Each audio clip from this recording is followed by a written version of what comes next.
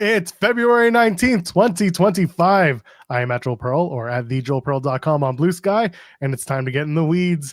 A wonderful Wednesday morning here in the city of Toronto where all the traffic is slow, but the snow is slowly being cleaned up. It's not melting. God forbid it's melting. No, it's just being pushed aside.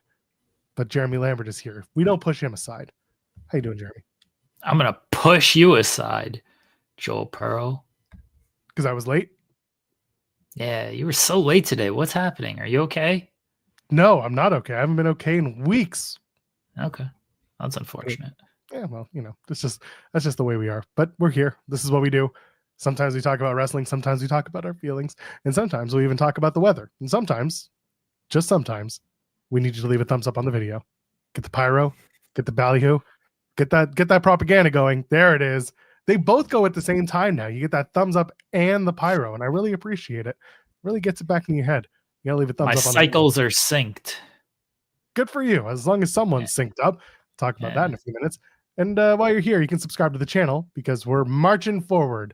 I don't know what it is, but for some reason, people are finding this channel and they're subscribing to it. I think it's the shorts, but damn it, it's doing it. Jeremy is much to thank for that. And you can donate a super chat, any amount, get your question or your statement read on the air. It guides the discussion because God knows there's plenty of it, and we like it when y'all get involved in it. Here we are. We did it. What should we do first? Should we hit the breaking news first? Not talk about wrestling.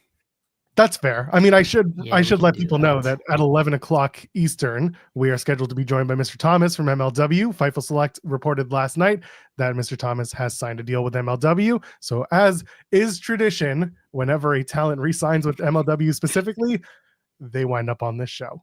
So that's what we're going to do. That's the plan, is at 11 o'clock Eastern. So in about 50, that's 50 minutes, Mr. Thomas is going to join us. Dude from BOMAYE Fight Club has a lot to say, and he is great. Looking forward to that chat. Yeah, get that. Yeah. I see you making the sign. Now, the real breaking news, AEW Double or Nothing. They've announced a date and location, Sunday, May 25th, from the Desert Diamond Arena in Glendale, Arizona. The casino comes to Glendale. Bring all your chips. Bring all your money. Go gambling in Glendale. I just brought you your whole marketing campaign. Looking forward to Double or Nothing at the end of May. They're still running that long weekend, but this time outside of Vegas. I'm not looking forward to it. Sunday shows are terrible, and they need to stop. Well, this is the time of year. This is when this is always the Sunday tradition. That is Double or Nothing. I don't want Sundays. Knock it off with the Sunday shows. Get everything on a Saturday. Stop with the Sunday shows. And it's West Coast. At least it's West Coast time zone. So maybe it's Mountain Time and not Central Time or Pacific Time. Regardless, it's only going to be like 8 o'clock over there or 9 o'clock, which means I'm going to be up to like 3. I already hate this show. I pre-hate this show. Which means I love this show, and I'm already looking forward to it. What's the main event? Look into your crystal ball. It's Sunday, May 25th. What's the main event in Phoenix, Arizona of Double or Nothing? Darby Allin. Darby Allin. Okay. Darby Allin coming down from the mountain into the desert. Like Moses from atop the mountain bringing the 2 tablets with the 10 commandments. Darby Allin comes down and he's got 2 skateboards, and the skateboards say, "Thou shalt be AEW champion." The Bible Belt rejoices. Phoenix gets confused. All right. I don't know what the deal is. I could see that as the return of Darby Allin if he's completed Everest and everything's on the right track. But it would be interesting to see where we're at come May for Double or Nothing. But if you're going to go to Glendale, I've been to Phoenix. I went to the Rumble in 2019. Was a good time. Saw a lot of the shows. Saw a lot of WWE stuff. And it's a beautiful city. But I don't know much about Glendale other than the Coyotes used to play there. Now they don't because they suck. And that's where they are. Their fault. Well, I mean, then they started playing in like a college, and that was a whole thing. People were up in arms about the location of the arena. But now the Sens are good. So I don't have to worry about the Coyotes or the Ducks, because the Ducks aren't very good either. But that's just the way it is. Revolution on a Sunday, if they're going to do it, it should start early. Start at 6 p.m. Start the show at 6 p.m. Eastern time, whatever time that is on the West Coast. I don't care. Start the show early. That's what I'm saying. If you're going to do Double or Nothing on a Sunday, start it early as you can. 6 o'clock. Let's go. I would love that. I love that WWE does that. They start the shows at 6. It's over by 8:30. At least the NXT shows. I know the main shows run a little bit longer, but then you factor in the press conference. Everything's still wrapped by 10, 10:30, 11. That's great. Much better than these shows that go on until 2, 3 in the morning. That's what I always say, Joel. People think they're like, oh, you just don't want to work hard and you just don't want to. The wrestling fans just complain about there being a bunch of wrestling. I don't care that the show is 4 hours long. I really don't. I care that it starts at 8 o'clock and is 4 hours long. Started at 6, make it 4 hours. I'm all for it. It should be as early as you can. Make it an afternoon show. Started at 9. Make it a brunch show. One of the best wrestling events I ever saw, Jeremy, was mimosas and wrestling. And that was not because we got bombed at 9 in the morning in Phoenix, by the way, but because mimosas, wrestling, and it started at 9. I was done by noon. Sure, I had to go to the Royal Rumble afterwards across the street, but like I was sincerely buzzed enough that I could go and enjoy the Rumble and some chicken tenders. So Double or Nothing started at 9. Who's going to complain? I won't. Somebody will complain. Somebody will. Let them complain. Someone's always got something to complain about, but not this. No one's going to complain about mimosa mayhem. Double or mimosa or nothing. I think I'm onto something. You got there in the end. I mean, I don't want to do another orange, whatever they called it, mimosa mayhem match. Wow, that match was good. That was funny. Depends who you ask. Okay. Again, everybody likes to complain about something. Yes. Yeah. What's the complaint of the day? Who knows? Who cares? Go watch Double or Nothing, or don't. I don't care. Go and now you know it's going to be in Glendale on May 25th, and it's a Sunday, so prepare adequately. MJF saying, "You expect me to wake up before noon?" I feel like MJF is a morning person. We should ask more wrestlers if they're morning people. I mean, they're on this show, so they're morning people whether they want to be or not, at least when they appear on this show. Remember when Hammerstone was on and it was 7 in the morning where he was? Yeah. He was also in Phoenix. Oh, that poor guy. Yeah, I felt bad for him then. Yeah, okay, so that's the thing. You were asking about the time change. And like, doesn't Arizona or like Arizona has that weird daylight savings thing where like they've ditched it, but other people haven't? So like I don't know anything about this. So I forget what it is because I don't live there, but some of our pals who are out there could let us know that there's a weird thing with the time change when it gets to daylight savings time in Arizona. The crops, something about the farmers and the crops. There you go. Rare Beast is saying Arizona and Hawaii don't do daylight savings. Well, they're smart. It's a dumb concept, and I like how they just like don't have to do it. They're just like, yeah, this is stupid.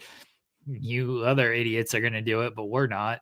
So sure. I didn't realize that was like a choice that states could make. I just thought everyone did it. It was like some mandatory thing, but I guess all states can now decide on everything and nothing is mandatory. So there you go. I love that Louis saying Indiana used to be in on that, but only parts of the state. So depending on the county, it would be 1 hour ahead or 1 hour behind. They gotta sync that up, right? Like it feels weird to, oh, you guys are like, you just take one step over and all of a sudden it's no longer 8 o'clock. It's now 9 o'clock. You got like, you know how when your phone like skips forward when you get to daylight savings or when you're in another city and it pings the tower? Could you imagine being in the middle of that and all of a sudden you look at your phone, it's like it's 8:30 and then you look over, oh no, it's actually 9:30. Oh shit, what am I supposed to do? Meetings would be chaotic. Oh yeah, I'd be screwed. Yeah, I wouldn't know where to go. If we had wrestlers on this show and we tell them 8 o'clock and they're on that border, game over, man. We'd never hear from them. I'm already bad with time zones. Like I nearly messed up the Maya World interview because of time zones. I thought 10:30. I thought 11:30 Central meant 10:30 Eastern. I had it flipped. I was like, no, wait a second, that's wrong. So we got it all worked out. But yeah, I'm terrible with that time zone stuff. It's dumb. No one, it shouldn't exist. Time zones just shouldn't exist. Everyone should be on the same time, regardless of where you are. Yeah. The position of the sun means nothing. No, who cares? Gotcha. So what's the sun gonna do? Not move at the pace to which our bodies are accustomed. But the sun can't fight. Well, global warming would tell you otherwise. I'll punch the sun in the face. What's it gonna do? A lot of things. A lot of things. I think I wear SPF 90, bitch. Come at me. Still don't think that's enough. You might need a little bit more. Just saying. It takes a little bit more than SPF 90 to battle the sun. You ever play Mario 3? Yeah, that sun can't be beat unless you get the star. So if you can find the star, then maybe you can get past the sun. But I don't have much faith in this case. I have a lot of faith. The sun's a pussy. It goes down every single night. This is kind of going into the conversation about time zones. It's not. Don't flat earther me now. Don't do this. That's how this show becomes a conspiracy theory podcast. And we're gonna have to call it "Talk Is Weedico" or something. That sounds terrible. Yeah, on multiple fronts. Every night around the same time, the sun just runs away. Little bitch. Well, I mean, as the year goes later, it goes later. It gets a little more full of itself. It gets a little braver as into the year, and then late in the year, it's running away by like 4:00. It's like, oh, I just had a late lunch, time to bounce. Doesn't even have dinner or anything. I'll fuck the sun up. Then you're gonna get to July, and the sun will have its comeuppance. 9:30, you're screwed. And then what are you going to do?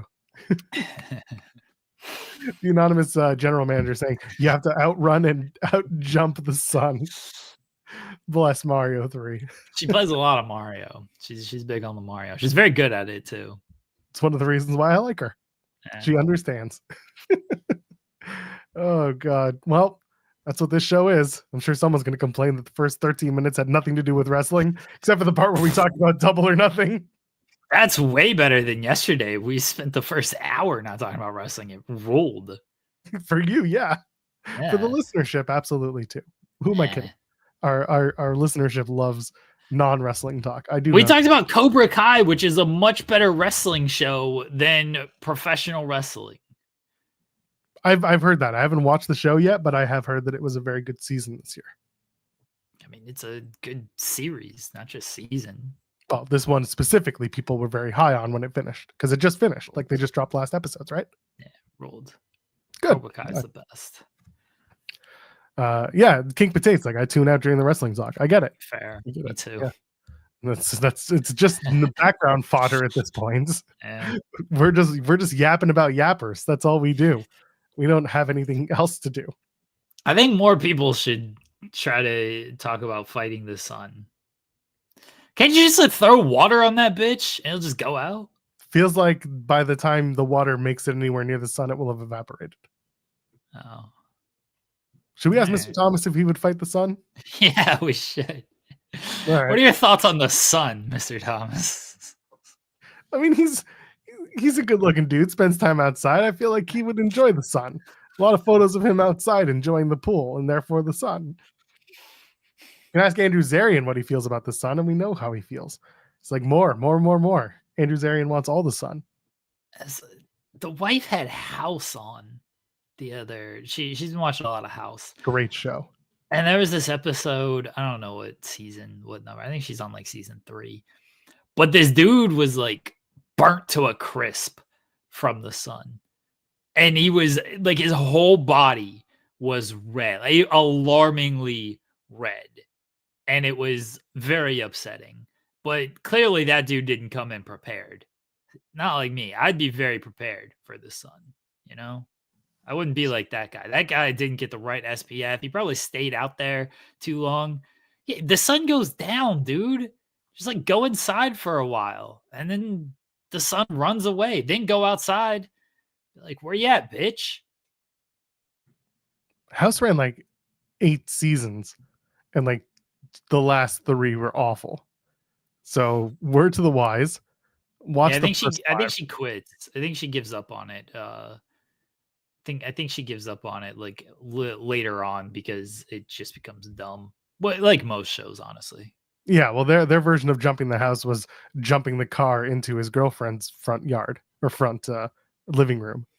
I don't recall any of this, Yeah. but I'll take your word for it. Trust me, you just want to take my word for it. I loved that show. It was almost a religion to me. I'll tell you a story because the timeline or what's the word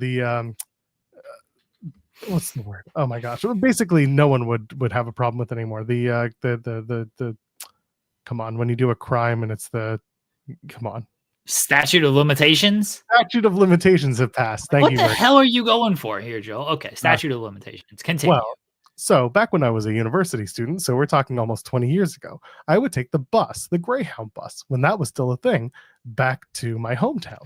I would go from Toronto to Ottawa. One night, I hopped on the bus as per usual. I was going to visit for a few days, and I think it must have been a Monday because I was headed home and I knew House was on. Maybe it was a Thursday. Regardless, my plan was I was going to go home, I was going to watch House, spend time with my family, and then we'll start the weekend. We get out of Toronto, and as we're driving through the downtown core where the bus station is, all of a sudden, boom, boom. What happened? Well, we hit a guy. Apparently shattered his leg, like broke his leg. What? Yeah. And me being the asshole 20-something I was at the time, I just looked at my watch and I said, we just left. We just left the station. I was like, oh shit. I'm gonna miss House. Didn't care at all about this man whose leg you just broke. I didn't do it. I was on the bus. The driver was the one who did it. Fair. I was merely I don't know, not even a conscientious observer. I was just there. I was on the bus. They just did it. You know what I get from this House show is I don't think these doctors are actually that good. Because like they fuck up the first diagnosis in every single episode. But it's a teaching hospital. That's the whole point. That's how they get away with it. It's like, what's the diagnosis? And like, I think it's this. And it's like, okay, we'll try this. And they try it and they screw it up and they make it worse. And then House has to watch TNA wrestling and pop a bunch of pills, and then he solves the case. I remember that being a big thing when he was watching. Yeah, that episode was on the other day, so that's why I referenced it. It was an Abyss match, right? It was Christian on Abyss. Yeah. Yep. Oh, it's so funny. Yeah, House was medical Sherlock Holmes. That's all it was. But it was very funny because it's formulaic, television. So they screw up 3 times, then he has a random epiphany while he's chewing someone out or doing something stupid, and then he has the answer. When in reality, I think he always knew, but because it was a teaching hospital, he couldn't just be like, yeah, that's the problem, and then they fix it and that's it. It's a real poorly designed flaw of the medical system in the United States. The one episode we just watched is one of the guys, I don't know. He looks like every dude from this season of Love is Blind. So there you go. I'm sure everybody can deduce what I'm talking about now. But he's like, why am I going to stick around here? House is just going to call us all idiots and then tell us to do better. I'm going to go home and get some sleep. And then it does a good cut scene of House is like, you guys are idiots. Do better. And then the dude who goes home and just sleeps, he ends up solving the case. And then everyone's like, he just went home. And House is like, yeah, well, work smarter, not harder. Like he had the right idea. I feel like this is every episode of this show. Senior Nerd mentioning the bus crash episode. This is at one point he's seeing voices because he's having like a mental break because seeing voices. Sorry, he's hearing voices and seeing the people. He's hallucinating. And Amber was one of them, one of the students that he hires later on, like season 5 or 6. That was like one of the last good moments on the show. He's on a public bus and they get into a crash. I can't remember it because it was so long ago. And again, the show is only so good, but that was probably the last like memorable moment was the bus crash. Okay. There. And the one where what's his face is on it? Not Matt Good. Dave Matthews was on it. He's a virtuoso. Dave Matthews Band, Who? Ants Marching. Who? Dave Matthews. What's he do? He sings a lot of music. If you're a Jew who goes to summer camp, you know who Dave Matthews is. Nah, I fuck with Dave Matthews, actually. I like Dave Matthews Band. You were about to say something before we got into the Dave Matthews. Oh, I was going to say Bargov. Yeah, we talked about Love is Blind yesterday, SB3 and I. So yeah, I saw that you were so excited for that moment when they showed those two. Yeah, rolled. A pop for you. Yeah, that was like the group chat with myself, SB3, and our pal Cher Delaware was on fire after they showed Love is Blind. We didn't care at all about the rest of the show. We're like, did you see Brittany and Laura? Oh, I gotta check my Instagram messages to see if Brittany has messaged me back to get on this show. That would be awesome. I would love to have that conversation, not with me, but with SB3 and probably Cher Delaware. The three of you would love to do that. I sadly have no Instagram messages from Brittany. So very sad. Fingers crossed, everybody. Very sad. Yeah. But you know what made me very happy? Thea Hail has resurfaced. Oh, I'm going to get her on this show. We need her on this show. We need her to also never find out that I've called her sentient cocaine at every single opportunity. That video that she posted, the coffee one. Dude, she's reviewing coffee. It's like, is there a more perfect combination than her reviewing coffee? Somebody tagged me. I had a couple people tag me in this video, and I'm like, this is the content I knew I needed. I needed Thea Hail reviewing coffee, and it did not disappoint. Not at all. She's like, and it's funny because so you had sent the group chat that we just talked about, the message, or not the message, but the tweet she had. Hello, all you beautiful and talented people. Can anyone help me make a cute banner for my YouTube? And someone asked, like, do you want anything specific? And she said, well, she misspelt it. She was saying very chaotic, very cute, early 2000s grunge, very in your face. But the first time she said it, she wrote it verb chaotic. And I was like, is that a thing? And then she corrected herself, very chaotic. And I was like, that's exactly what I expect from her. And someone's got to make it, and it's got to be all in like a white powdery font. Oh, someone's made some good ones. She retweeted a couple of them, but there's a couple good ones that have been made. Yeah, she has a YouTube channel where hopefully she just keeps reviewing coffee. She rules. Yeah, the reviewing coffee thing, and it really was chaos. She's like trying to put the top down in her Jeep, and like because it started raining, but she didn't know how to do it properly, and the shit goes everywhere. She gets to the coffee place, gets the coffee, talks about how amazing it is, and then realizes she didn't get it to go. And she's got to drink both together. And she's like, this was a huge mistake. I don't think she took a single bite of that croissant either. No, she did. She did. She takes a bite. You see her take a bite. After that, though, she may not have eaten much. That thing is gigantic as well. A gigantic croissant from this coffee place. We're gonna get Thea Hail on this show, everybody. That's my that's the white whale guess. There's a few of them, but she's one of them. At some point, she's not doing anything. She's reviewing coffee online. Just talk about that. She should do the interview from a coffee shop where she is doing a coffee review. That would absolutely rule. Do a live edition. We should just DM her. Her DMs are open. Just be like, hey, we would like to do an interview with you while you're doing the coffee. We can review coffee together. Yeah. Find your favorite local spot. She'll go to her favorite local spot, and you'll review the coffee. I don't have a favorite local spot, honestly. Like we have a Keurig here, so we just use that. There's like a Dunkin' Donuts like very close. So if I'm really hard up for coffee, I just go into Dunkin' Donuts. There's a couple coffee places around here, but like I'm not a coffee aficionado. I just drink the stuff that we have for the Keurig. I'm rewatching this video on my timeline. That croissant really is massive. It's like the size of her head. And she gets it's huge. She gets excited for a bendy straw, which is also very funny. Oh, she has like her own straw. I feel like she's like pulled that out of her bag or whatever. And it's like, let me pop the straw, and then here we go. She's got to tell everyone like, oh, it's a vegan whatever. Oh, but I'm not a vegan. And then subtly hint that she's lactose intolerant in the same sentence. Absolute goat. Thea Hail. Yeah, there she is. She took a bite of the croissant, but now I'm Okay. curious. I'm curious if that thing goes away at all during the course. Just the coffee gets drunk. My God. We need to have her on the show. We're gonna all right. Let me send out some messages. We gotta make this happen. We should. That's it, and we're just gonna ask every single wrestler now. Have you seen Thea Hail's coffee video? That might lead to some awkward conversations. Maybe let's get Duke Hudson on the show. He's making some cool videos. Would love it. Yeah.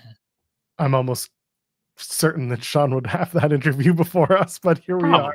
But we can ask. Of course, I'd love to have him. We'd be a very different conversation from the one Sean would have. I'll tell you that much.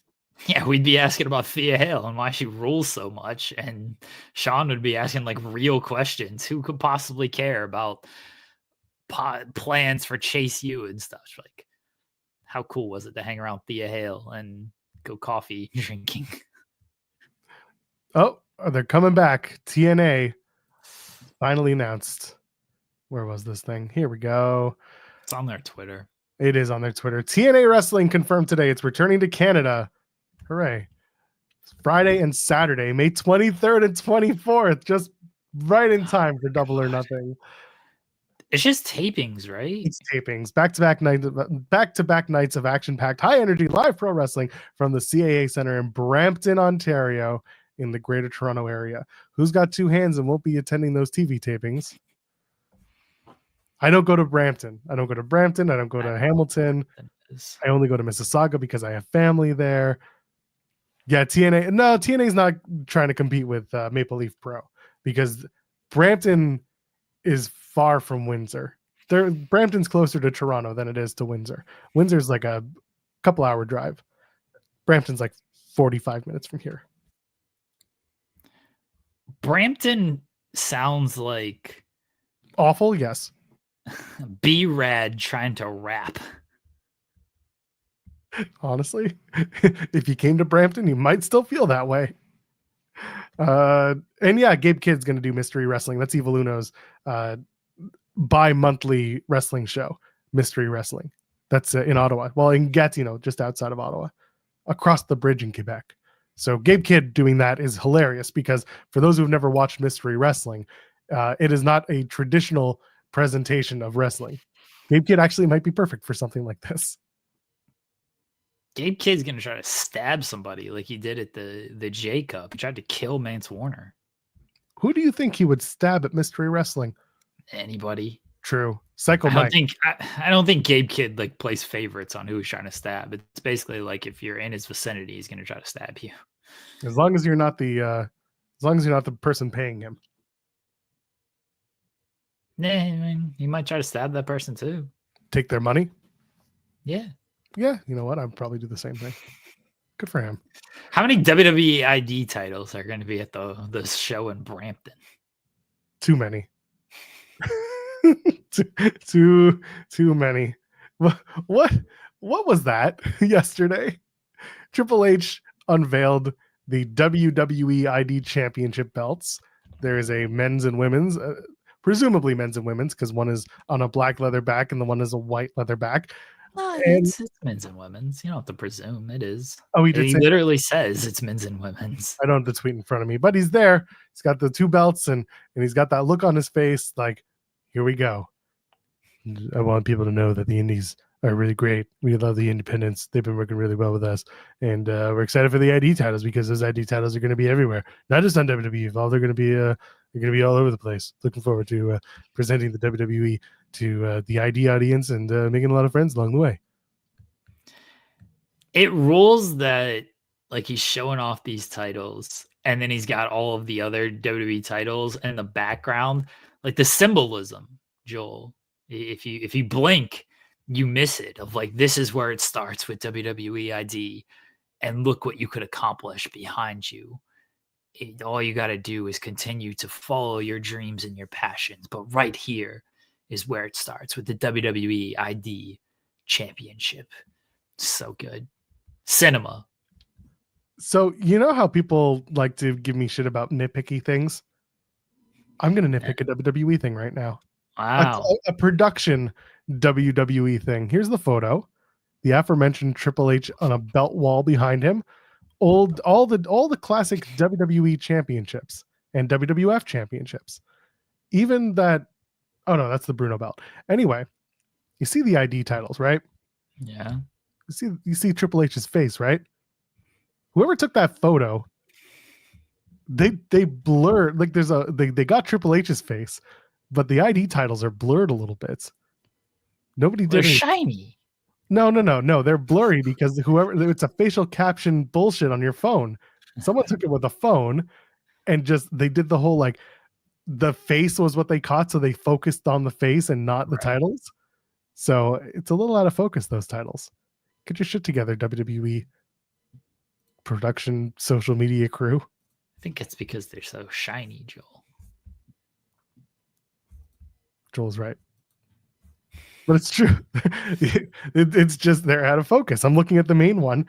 They are definitely out of focus. Triple H's face is perfectly in focus, and then you get to his hands in front. Well, those are out of focus.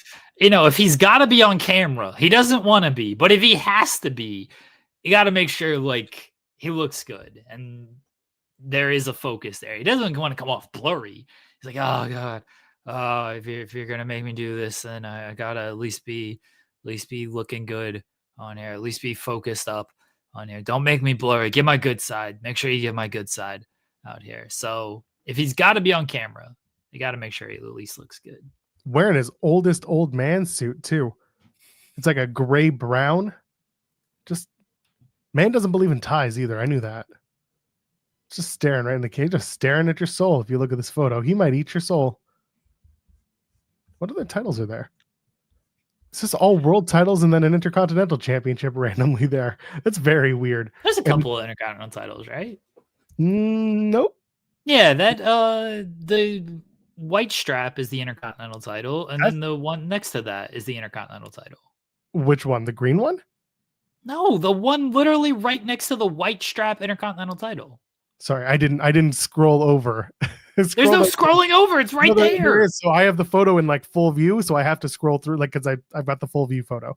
So the what do you mean the full view photo? So I open the full photo in Twitter, and when I do that, I can zoom in on the full aspect of the photo. So it zooms in to give me the full like pixels.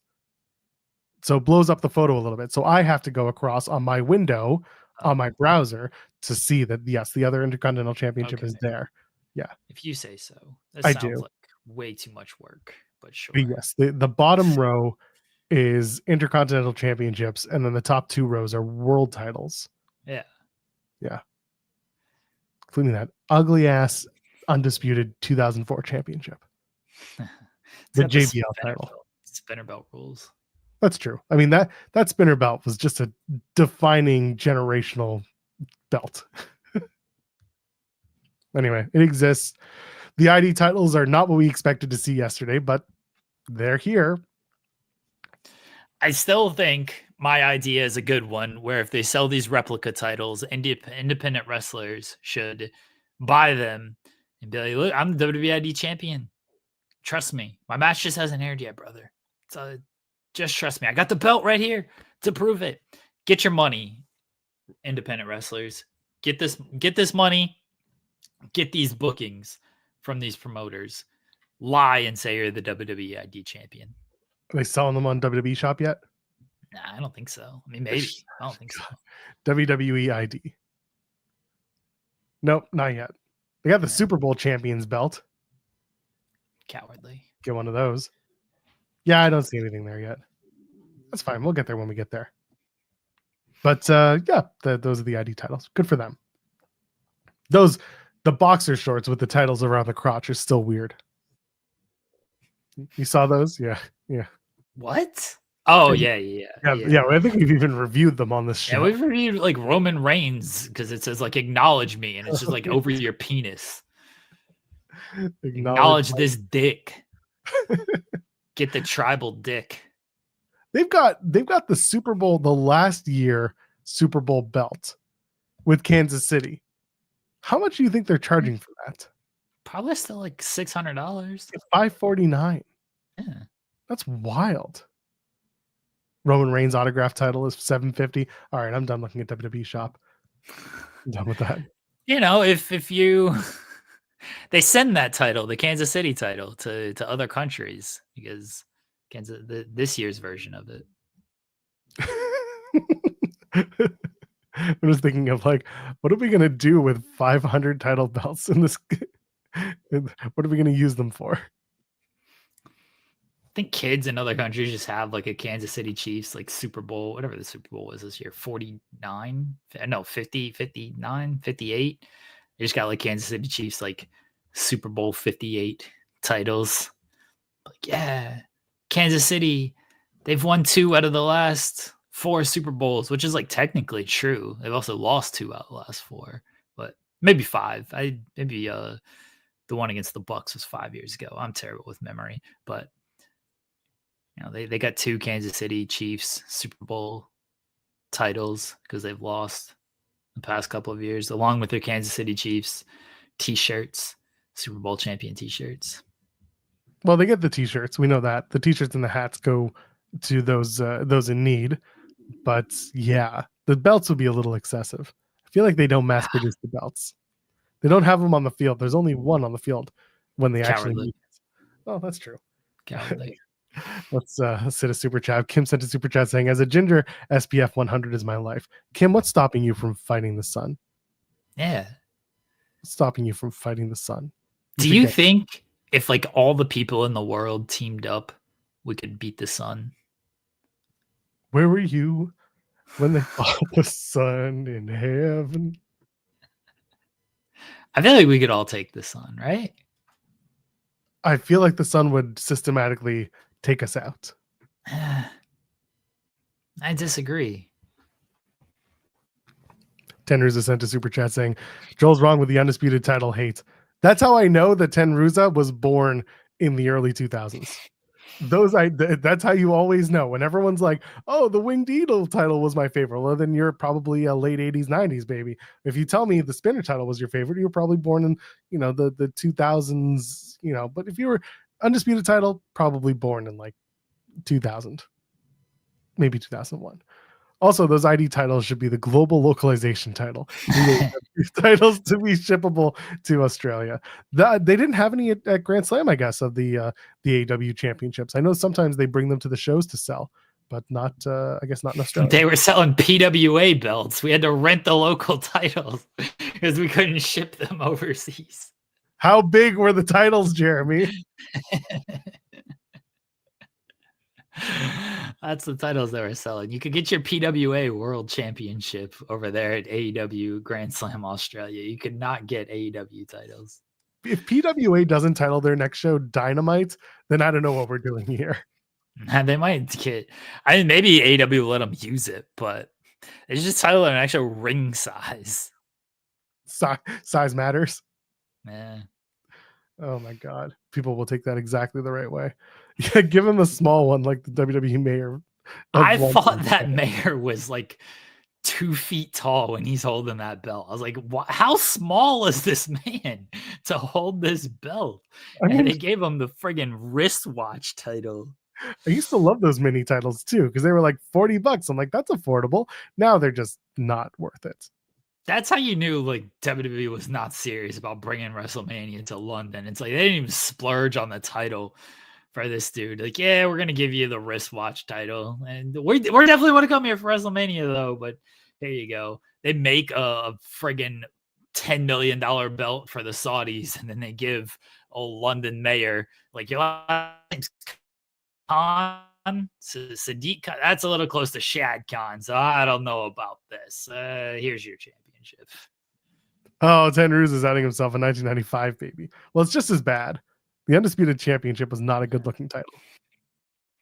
Look at who won that thing. I don't mind. JBL and Hulk Hogan. I don't mind. Those are the only Eddie two Guerrero people. had that title for a while. Eddie did have that title, you're right.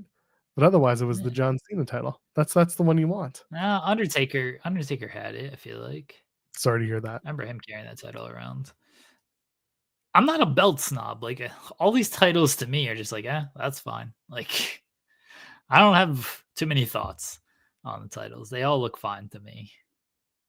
That's fair. I don't like the AEW title. It's just a giant metal box. That thing's ugly as hell. But it's easy to carry around, though. You have to appreciate that. Technically, actually, it's much more difficult than the others because, like, you can only hold it by like the hand there. Like, these other titles, you can strap it around your waist, you can wear it around your neck, you can wear it over your shoulders, you can wear it like a Birkin bag or whatever. Like, the only that you have to like cradle it or hold it by the handle. It's actually more difficult to carry around than an actual title.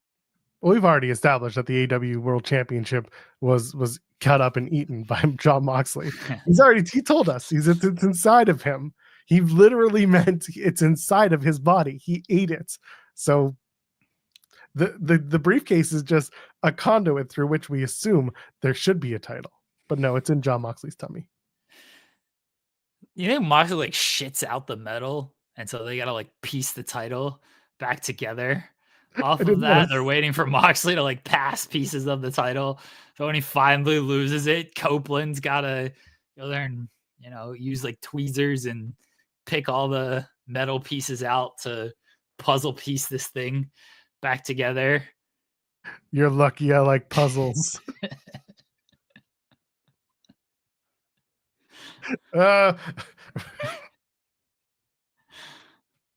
Moxley's just having a rough day. One day, Renee's like, "What's wrong? Why are you going to the bathroom every like 5 minutes? Like, my stomach's really upset. It's really hurting." Renee, I got another one coming. So I was watching House, and this kid is on like a bunch of the medical drugs and everything, and he's like, he wants to eat and shit.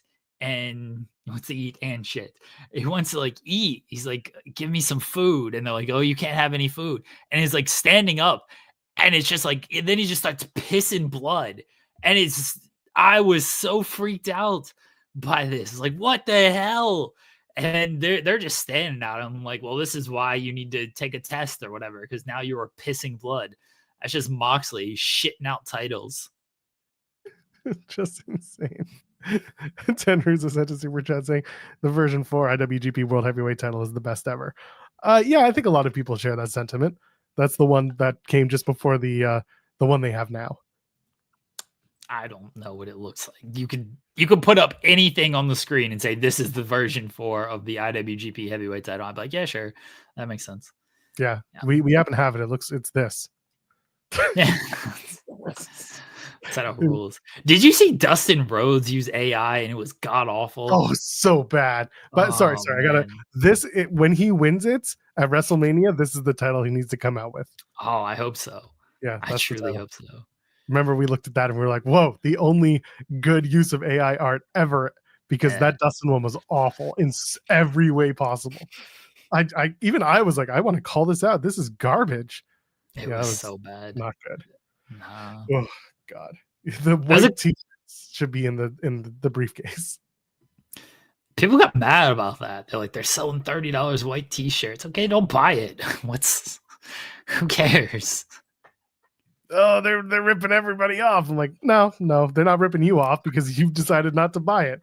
Look at that. Everyone's happy.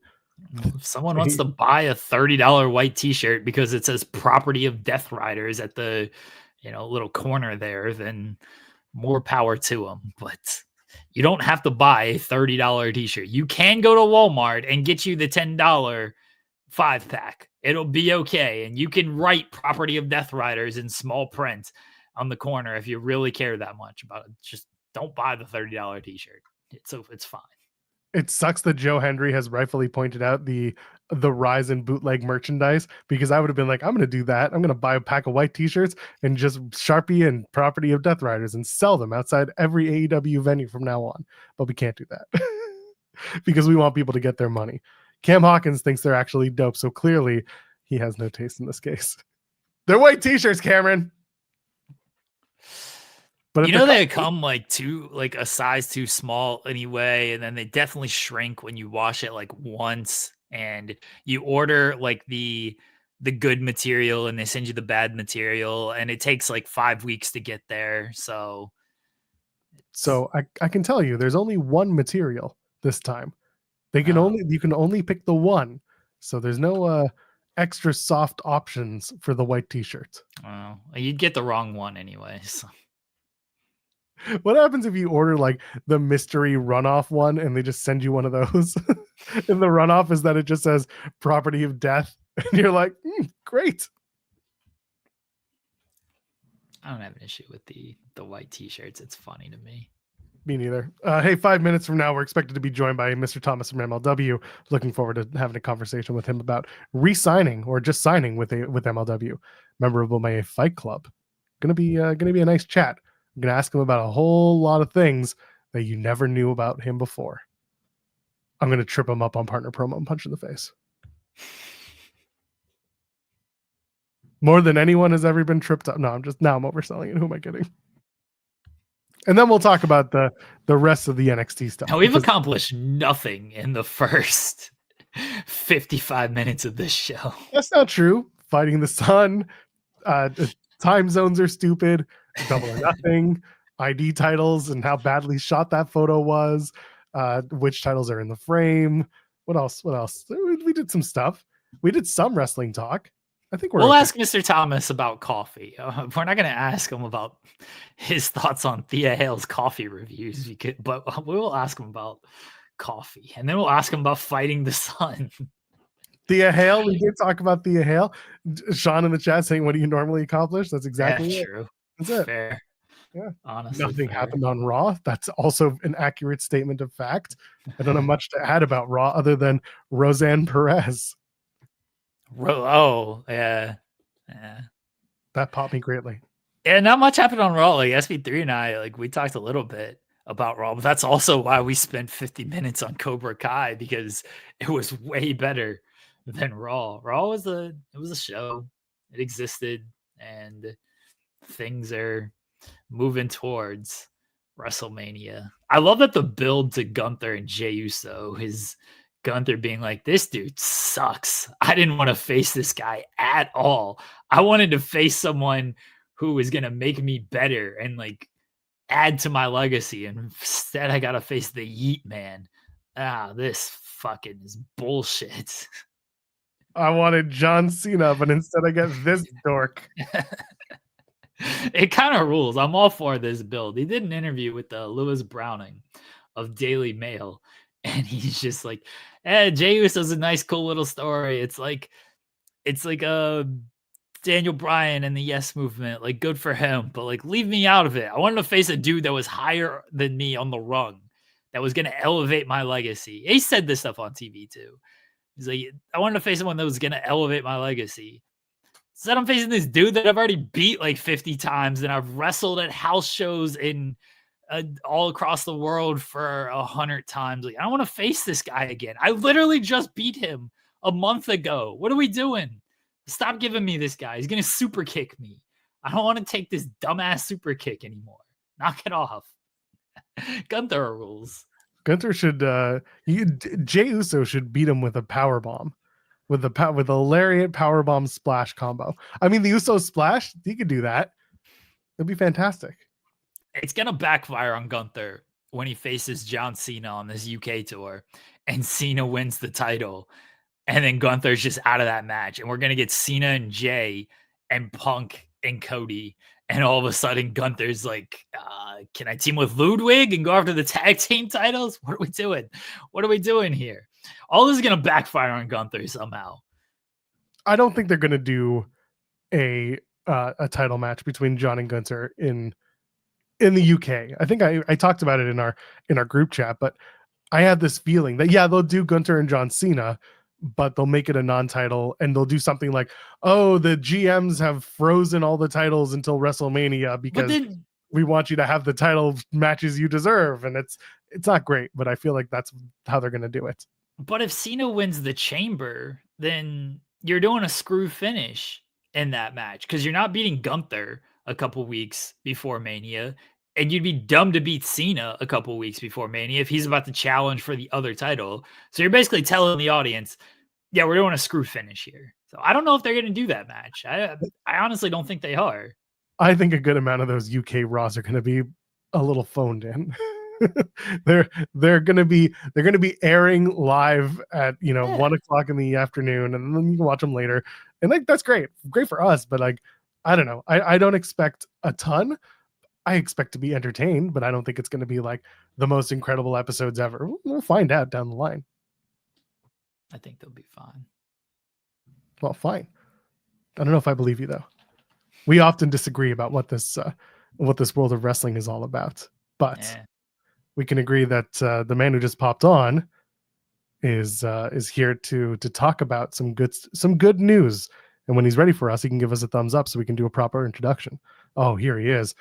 Very, very excited to welcome now part of BOMAYE Fight Club, the latest member signed to the MLW roster. The one and only Mr. Thomas joins us this morning. Good morning. Hell yeah. What's going on? I'm happy to be here. Thanks for having me. All the fun stuff. Thanks for joining us. We appreciate it. For sure. Before we get into the MLW contract signing, congratulations on that. We have a very important question that's been a major topic of our show today, which tells you all you need to know about our show. Do you think like we could all team up together and like fight the sun and beat the sun? The sun in the sky or the sun of who? The sun in the sky. We wouldn't make it close enough. That's my final answer. You don't think so? It goes down. It runs away every single night. Like it's kind of a bitch. It always comes back to get you though. It always comes right around to get you. As soon as you think it's gone, pops up. I told you this guy knew. I told you. I get it. I feel like all of us combined, like in the world, we could all fight the sun and beat it. Not on that one. You're on your own. You're on your own. We've had riveting conversations on the show today, Mr. Thomas. It must be a slow news day, I can tell. Yeah. We don't, even on high news days, this is what we do. Yeah. This is a morning show in every sense of the word. Hell yeah. Love that. Yeah. We don't take too many things serious around here. One thing we do take serious is you signing a new contract with MLW. Tell us what went into this decision. It was about that time. I've been around for a while. My old deal was up. It's just like that thing. Business is booming right now. Everyone's getting locked in. It seems once the new Evolve thing popped up and TNA's working agreement with everybody else, and there was interest elsewhere, but MLW is my home. I've been loyal. I'm going to be loyal to the day that I die, to the day that I'll take my last bump in MLW ring, I'm sure. So I can promise you that. We hear about a lot of talent from other companies talking about the locker room and, what that's like. What is the MLW locker room like, if not tight-knit and friendly? I'm curious about that. It's very tight-knit and friendly. I mean, I've been in locker rooms in the past where it's kind of been very cliquish and, there's beef and there's drama. It doesn't seem to be that way. I don't know if that's just how wrestling is now, because I really can't speak for too many other locker rooms, but everyone wants everyone to do exceptionally well. Everyone wants everyone to make more money, move on to other places if that's what you choose to do. If you stay, let's have a good match. No drama. Shockingly, no drama. We don't have many lady wrestlers, so there's not too much drama to be had, if you know what I mean.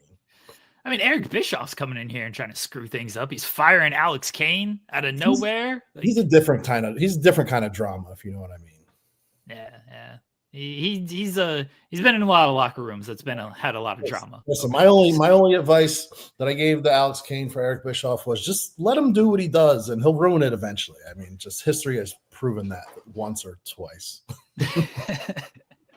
I mean, when you get fired, though, it's tough to sit back and be like, yeah, okay, I'll let Eric do what he does. I mean, he's out of a job for a little bit. Yeah, we had to play him. He was only gone for a month or so, but you know how it is. The money keeps. What Eric Bischoff doesn't understand is these contracts are guaranteed. I'm getting paid no matter what. We're getting paid no matter what. You can't just break a contract like that. Money was still deposited, so we'll figure it out in the long run. But it all worked out with a world title match, and best of my understanding, he's fully reinstated anyway. What's it been like working with Alex Kane and seeing the rise of Alex Kane in BOMAYE Fight Club? Oh, it was electric. I was there pretty much since day one with him, and we were lucky that we did a ton of TV tapings back to back in Philadelphia. Now, in anyone else's world, it would seem like, they're not wanting to spend no money. They're in the same place. They're doing the same things over and over again. It was repetitive, but what happened in that room in the 2300 arena over the course of, I'd say, a year, probably 15 months, is he went from being a literal nobody. And, I'm not taking liberties or a shot at the guy, but he was an unnamed, unsigned talent that came in and started literally at the bottom of the barrel. I showed up day one. He was the MLW open weight champion and just kind of rode that wave and just brought that room behind him.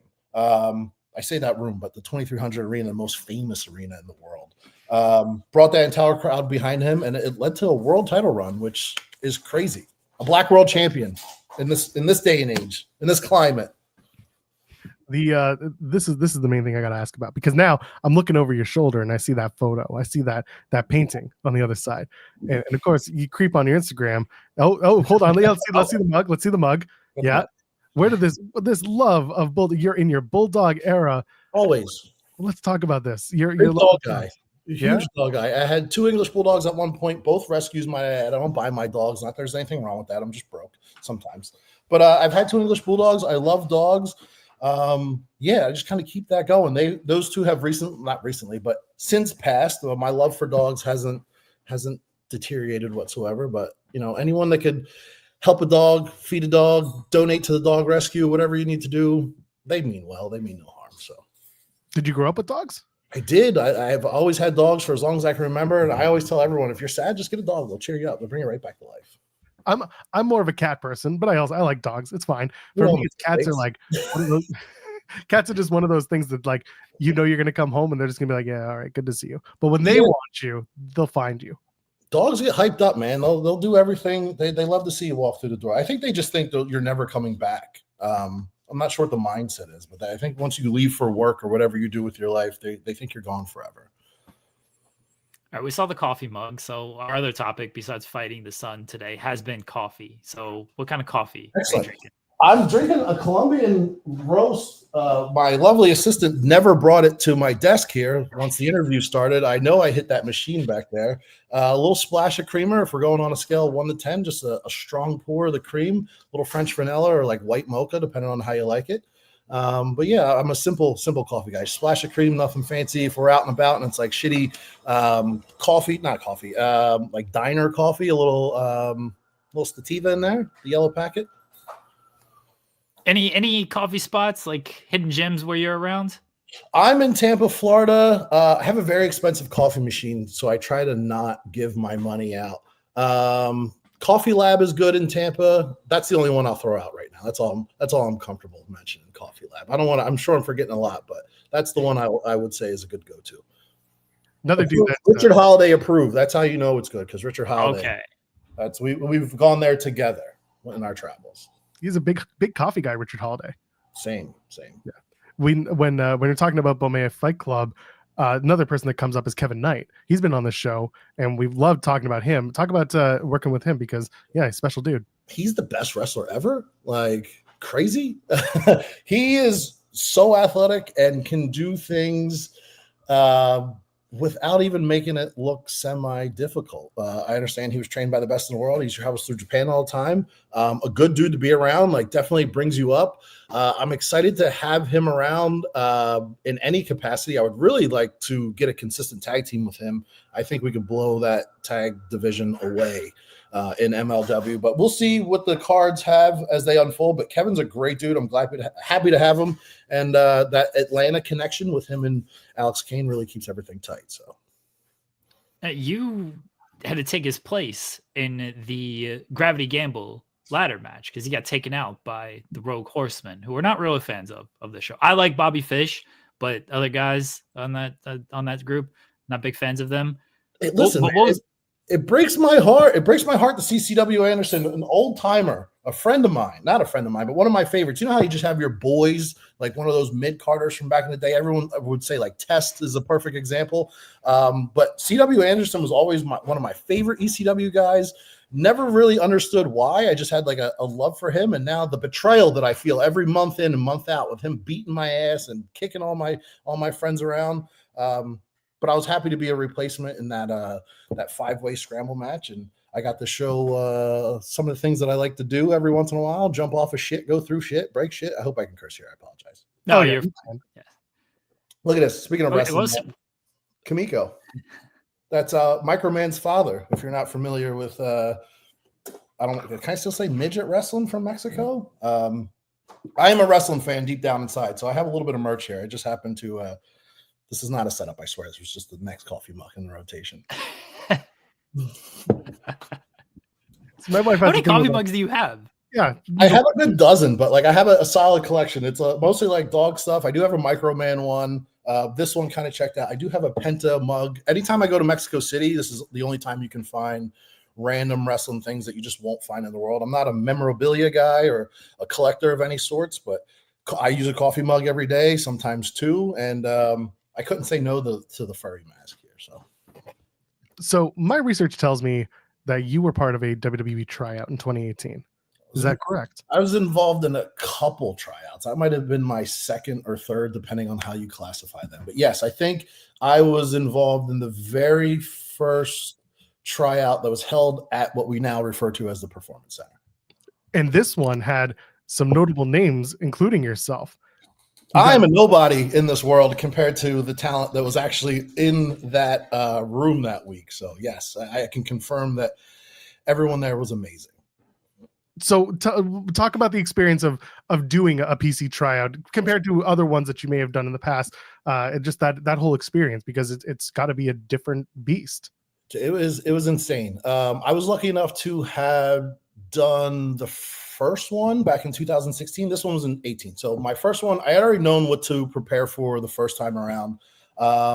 Second time around, I had all the cheat codes, so I knew what the drills were and where my conditioning and cardio should be.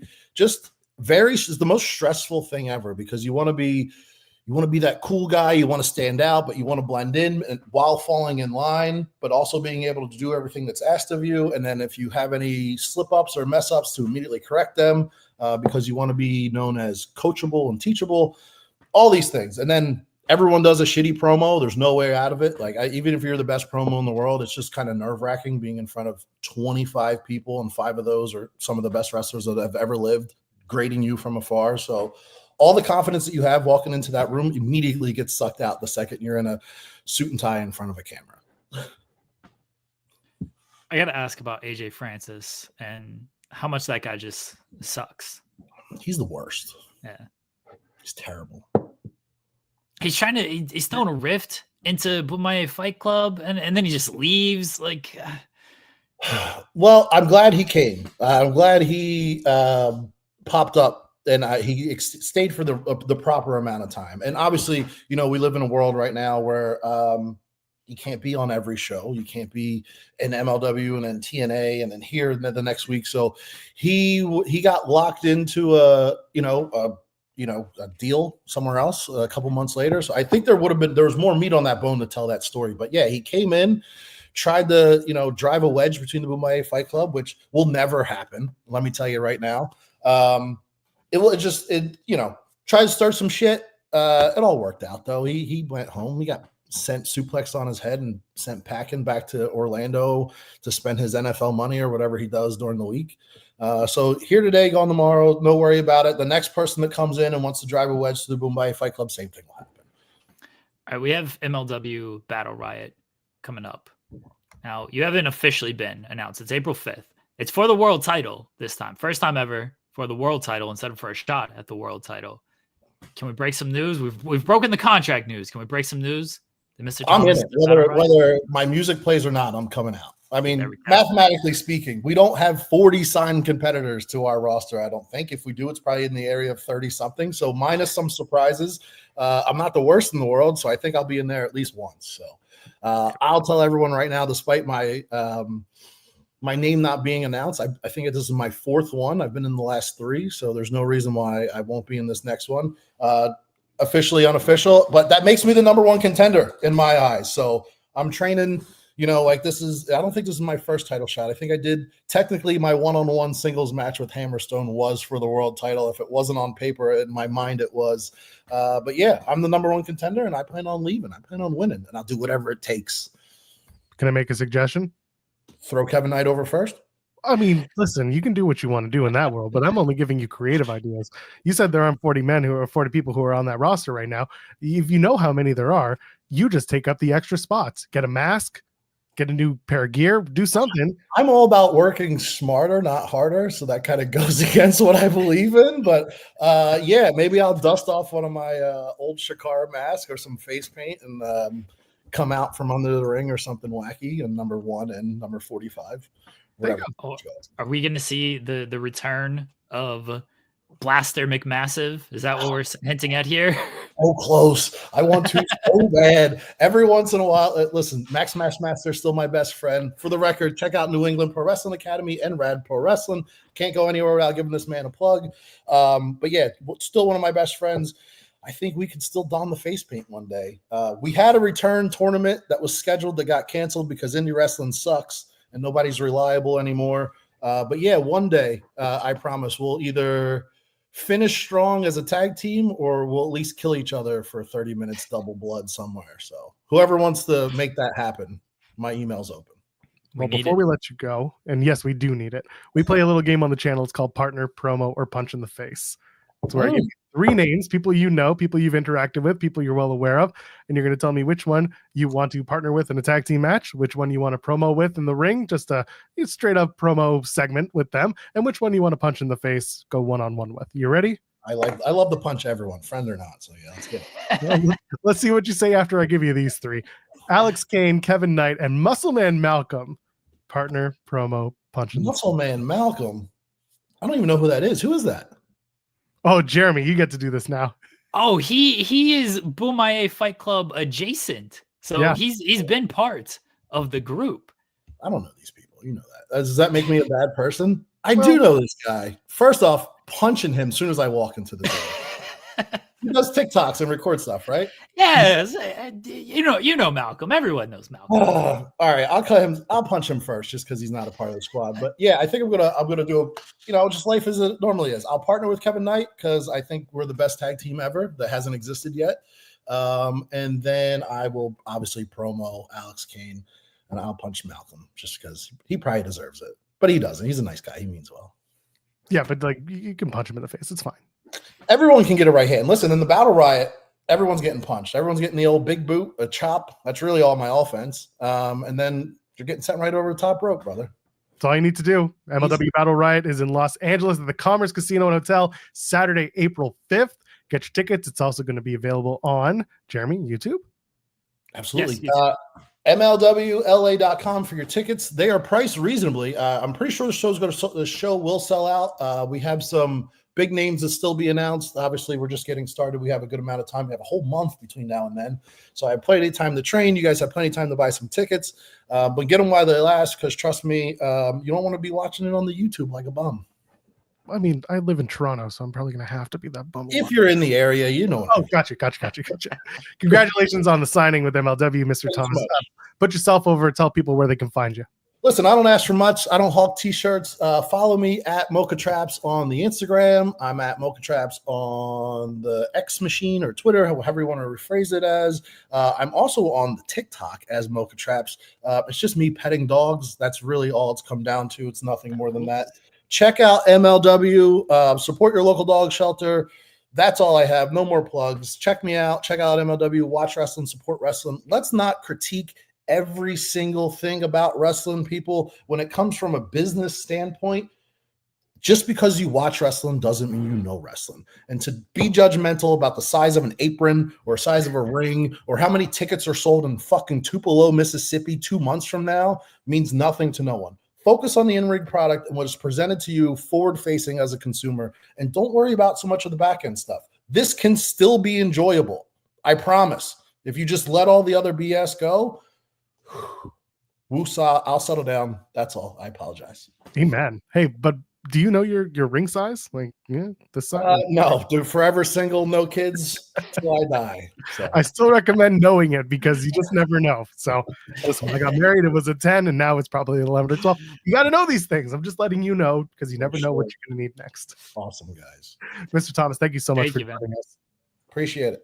Take care of yourself. Zoop, zoop. The one and only Mr. Thomas. Great finish. Dude finished Very, very clean finish. Base Mr. Clean. Mr. Thomas. Thank you, King Potato. Yes, really, really appreciated that conversation with him. He should know his ring size. Everyone should know their ring size. I mean, if you're forever single, it ain't that big of a deal to not know your ring size. I don't think I know my ring size technically. Like, I mean, I have one on clearly, but this is the the rubber one because the real one, I do so much typing and stuff. It hurts. It hurts my finger. My fingers swell up. So there you go. Well, I went on Amazon and I found out what my ring size was when I ordered my ring in 2019. And I've basically just sized it up since then because the pandemic did a lot of things to people. But know your ring size. But if you can find it, good stuff. Yeah, too tight of a ring can be dangerous. You don't want that. Too big of a ring can also be dangerous. You lose it everywhere. Yeah. And I wear my real ring for like events and gatherings and things. Otherwise, like this is the one I have on all day, every day. Well, Mr. Thomas didn't want us to complain about anything, but it's time to complain about names, Jeremy. The internet's upset again. Ricky Starks is now Ricky Saints. Comes out. First of all, I love this rule. This was so incredibly silly how they really made a meal out of this whole what's his name thing. Yeah, to the point where like they're obviously he's not saying his name when he goes into the arena, and they're not saying his name when he gets there. But then they also have Sarah Schreiber interviewing Wes Lee, and all of a sudden Ricky walks into the shot, and she's like, oh, and she can't say his name to get his attention. She just has to run up to him and be like, oh, you, and that shit was great. And then they do the segment. He goes out to the ring to sign his contract. And eventually, after Ethan Page gets involved and they cut a promo, and then after Wes Lee comes out and they have a little brawl, then he finally signs the contract. And the name on the contract, as they zoom in, is Ricky Saints. And people felt the way they felt. And I just laughed and said, okay, that's the decision that they made. People are curious about why he didn't end up keeping Starks. I'm sure that news will come out sooner than later. But this is the name he's going for. He did an interview with that other show, and he talked about the name change. He didn't really get into like the why of it. It was more the reasoning. Not so much. He got into the why Ricky Saints, not so much the why it was necessary to change overall. And if you know Ricky, he's very prideful of New Orleans. So Ricky Saints makes a lot of sense, not only for the football team, but just in general, New Orleans pride with Saints. So the name is fine. It's not too far off from Ricky Starks. People freak out way too much over the name changes. It's not that big of a deal. And the biggest example is always going to be, they ruined Walter because they changed it to Gunther. Gunther's doing just fine. I think Ricky will be just fine with Ricky Saints. He mentioned in that interview, like, I'm still the same person, still the same cocky swagger, still going to be that guy. All right. That's not going to change.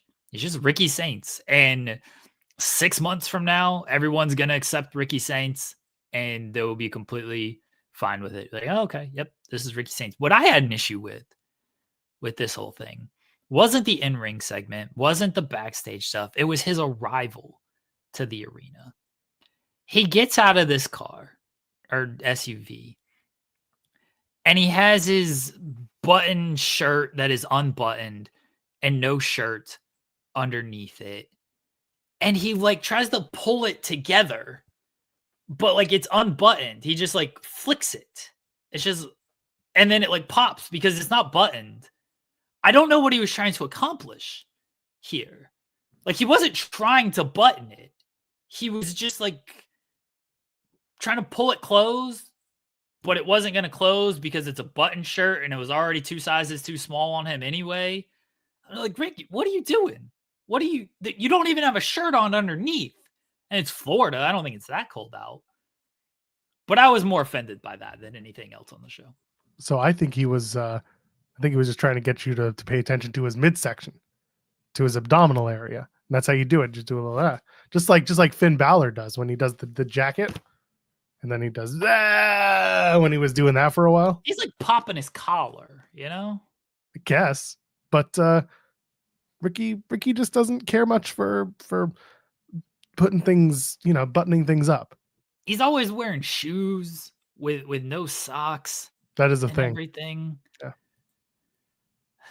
I mean, Bargov's right. I assume it's a high fashion thing that really pretty people do, because I have no idea and cannot relate. Like, factual. I agree with that. I think you're beautiful, Bargov. But yeah, I'm with you. It's fashion that I simply do not understand. I don't understand wearing a button-up shirt unbuttoned and then like trying to pull it closed when you know it's not going to close. It's just not.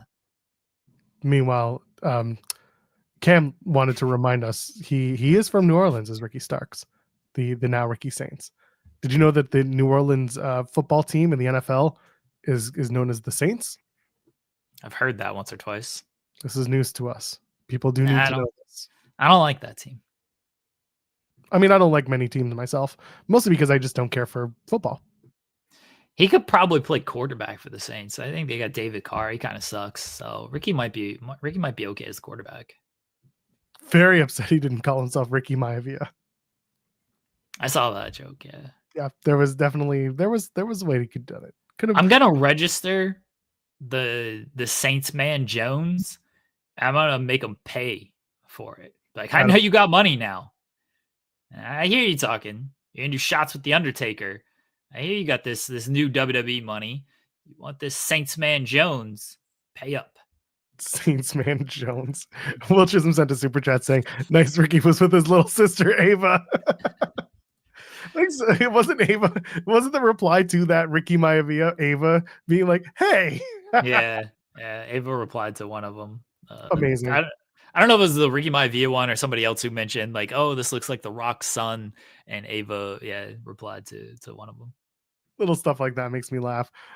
So yeah, Ricky Saints, he's here. He's got his first match next week. He's going to team up with Javon Evans to take on Wesley and Ethan Page. So that's exciting. Looking forward to seeing that. Jordan Grace had her first match as an official member of the WWE roster, but on NXT. What a mouthful! You think my blue sky's a mouthful? That one was it. She's in a 6-woman tag main event. They set it up at the top of the show. Jordan Grace tags with the NXT Women's Champion Julia and Stephanie Vaquer, who's the new NXT North American Women's Champion, and they take on the Fatal Influence. They beat them, of course, but this is really a Jordan Grace feature match while the other two women just kind of lay back and do their things. But good for Jordan. It's good to see her there. Yeah, I don't know how long she's going to stick around in NXT, though, before moving upwards. I think she's there to at least stand and deliver. Yeah, I can see that. I think everybody's there to at least stand and deliver. After that, they might reevaluate things because they do the draft and then they call people up without a plan and then they go from there. The one thing about stand and deliver is that they're running T-Mobile Arena. They're running a full-ass arena for that show. And I think that they really want to load it up with as much talent as they can. I'm hoping that people like Ricky Saints and people like Jordan Grace and the rest of that, talent are able to fill that arena. I know that they can also scale it. That's up to them. But I'm sure that if WWE has their way, stand and deliver on a Saturday morning in Vegas when you're hungover, that's the first thing you want to do is watch wrestling. But I'm sure people will be there. We just talked about that. You get the mimosas. It'll be all good. I'm telling you, you walk in the door, WWE should be having a mimosa themed event.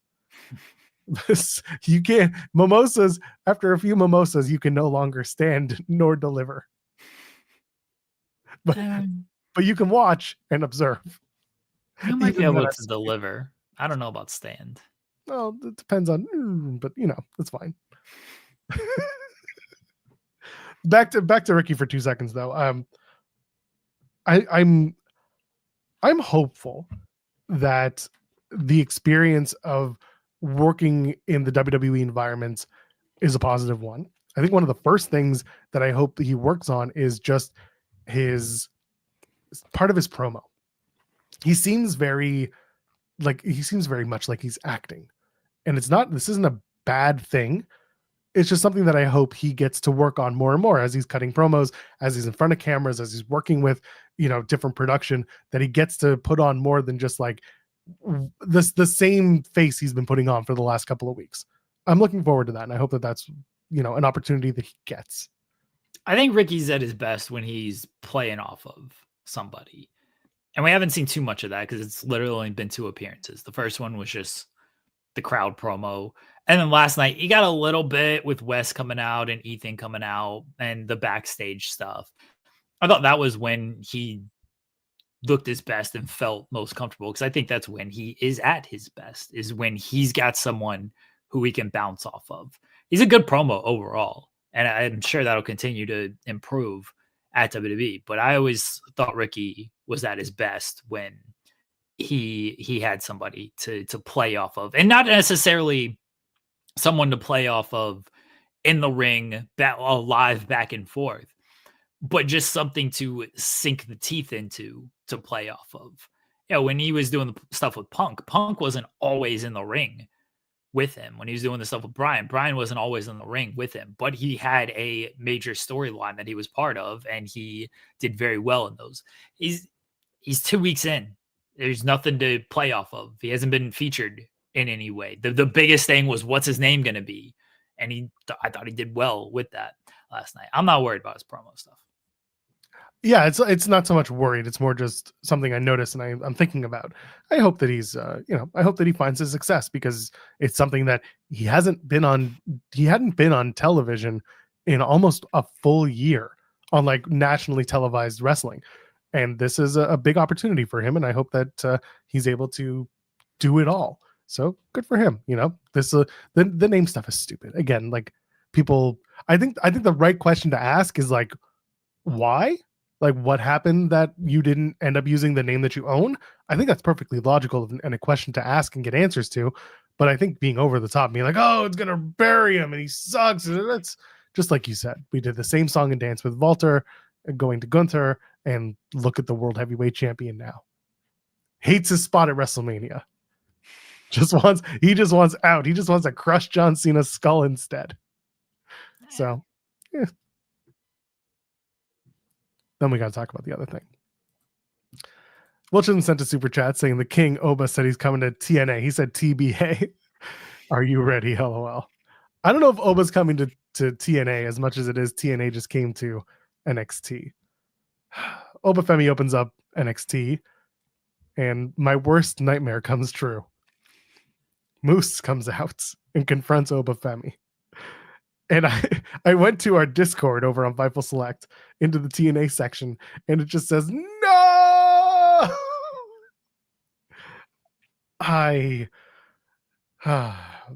Moose is really good when Moose faces little people, like little guys. So good example of that is the match against Speedball. Speedball is substantially smaller than Moose.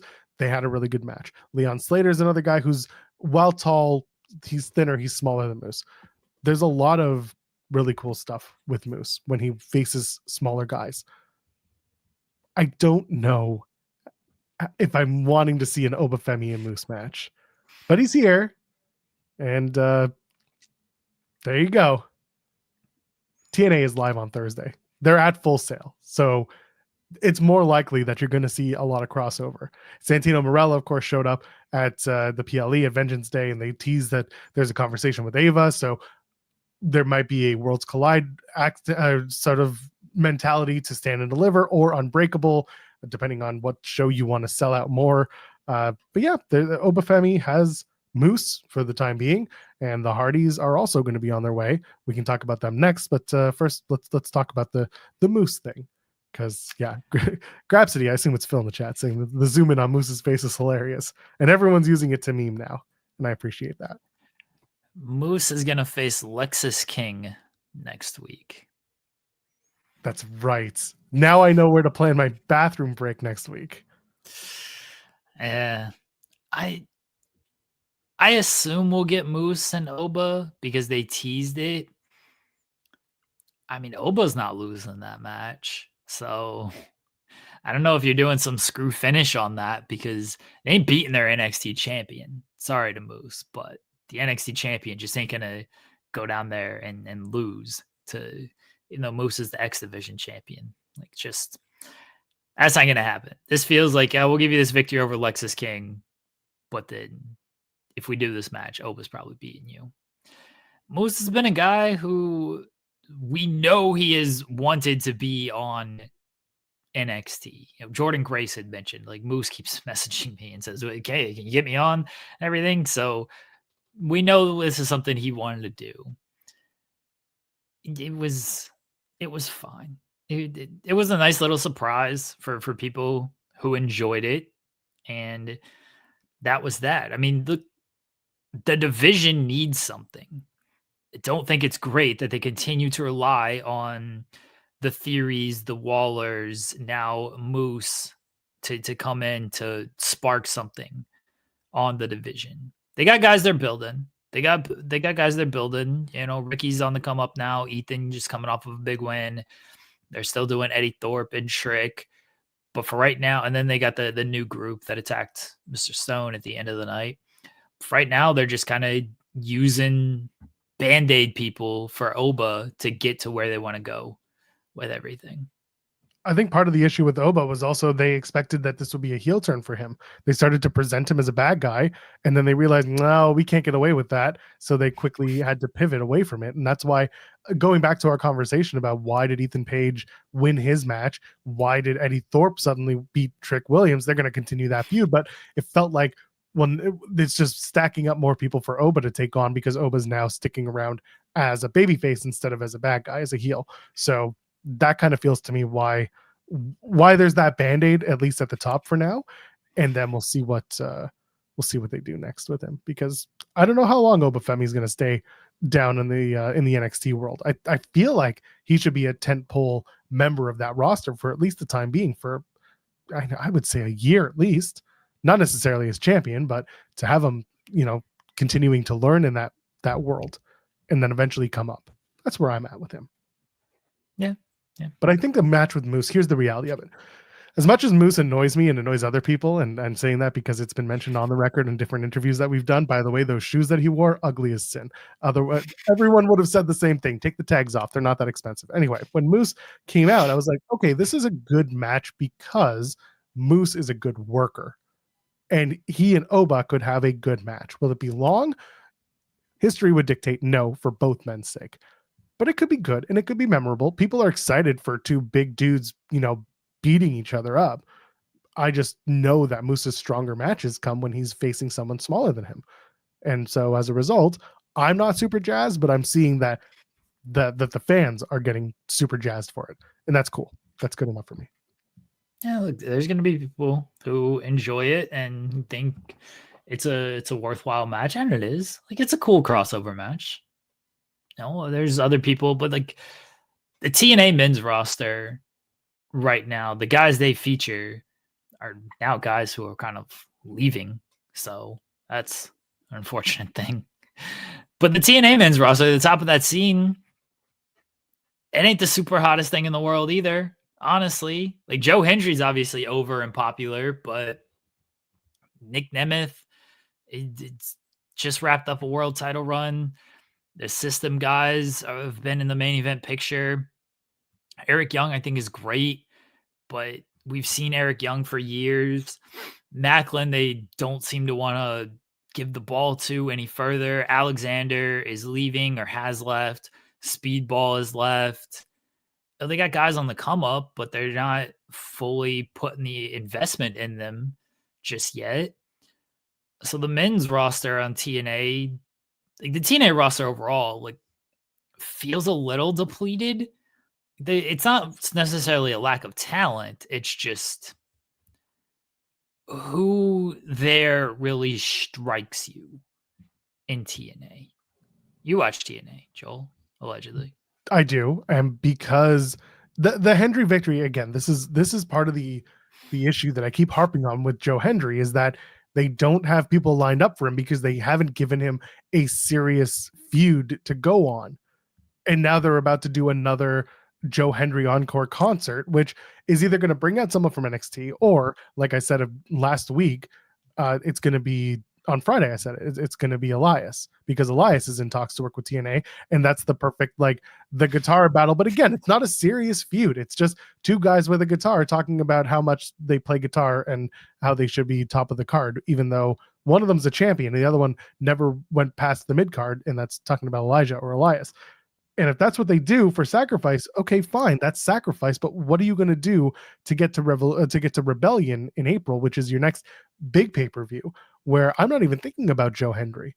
I'm thinking about Ali. I'm thinking about Mike Santana. I'm thinking about, of all people, I'm thinking about the Nemeths, because there's a possibility that you're going to do Ryan versus Nick Nemeth and that JBL gets involved. And that they do, if JBL does have a match out of this, I think the match might actually be Nick Nemeth versus JBL at Slammiversary at this point. And like, I say that half jokingly, but like, if they want to start selling more tickets, they've been doing well. But if they're trying to sell more tickets to this Slammiversary event, then someone's going to be like, oh, Dolph Ziggler and Bradshaw are going to fight. And like, some fans are going to be like, hell yes, sign me up. Let's pay $20 for our ticket and we'll go. And that's going to be good business for TNA. For fans like me, I'm probably going to be like, I do not want to watch Nick Nemeth versus JBL, but that's just what I have to deal with. So they are in a weird spot when it comes to presenting their talent in main event spots, because Joe Hendry has not been presented as like a serious main event guy. I'm sorry. No. Mike Santana is next. Like, he is up next, and he and Ali are going to have a standout performance and a standout feud.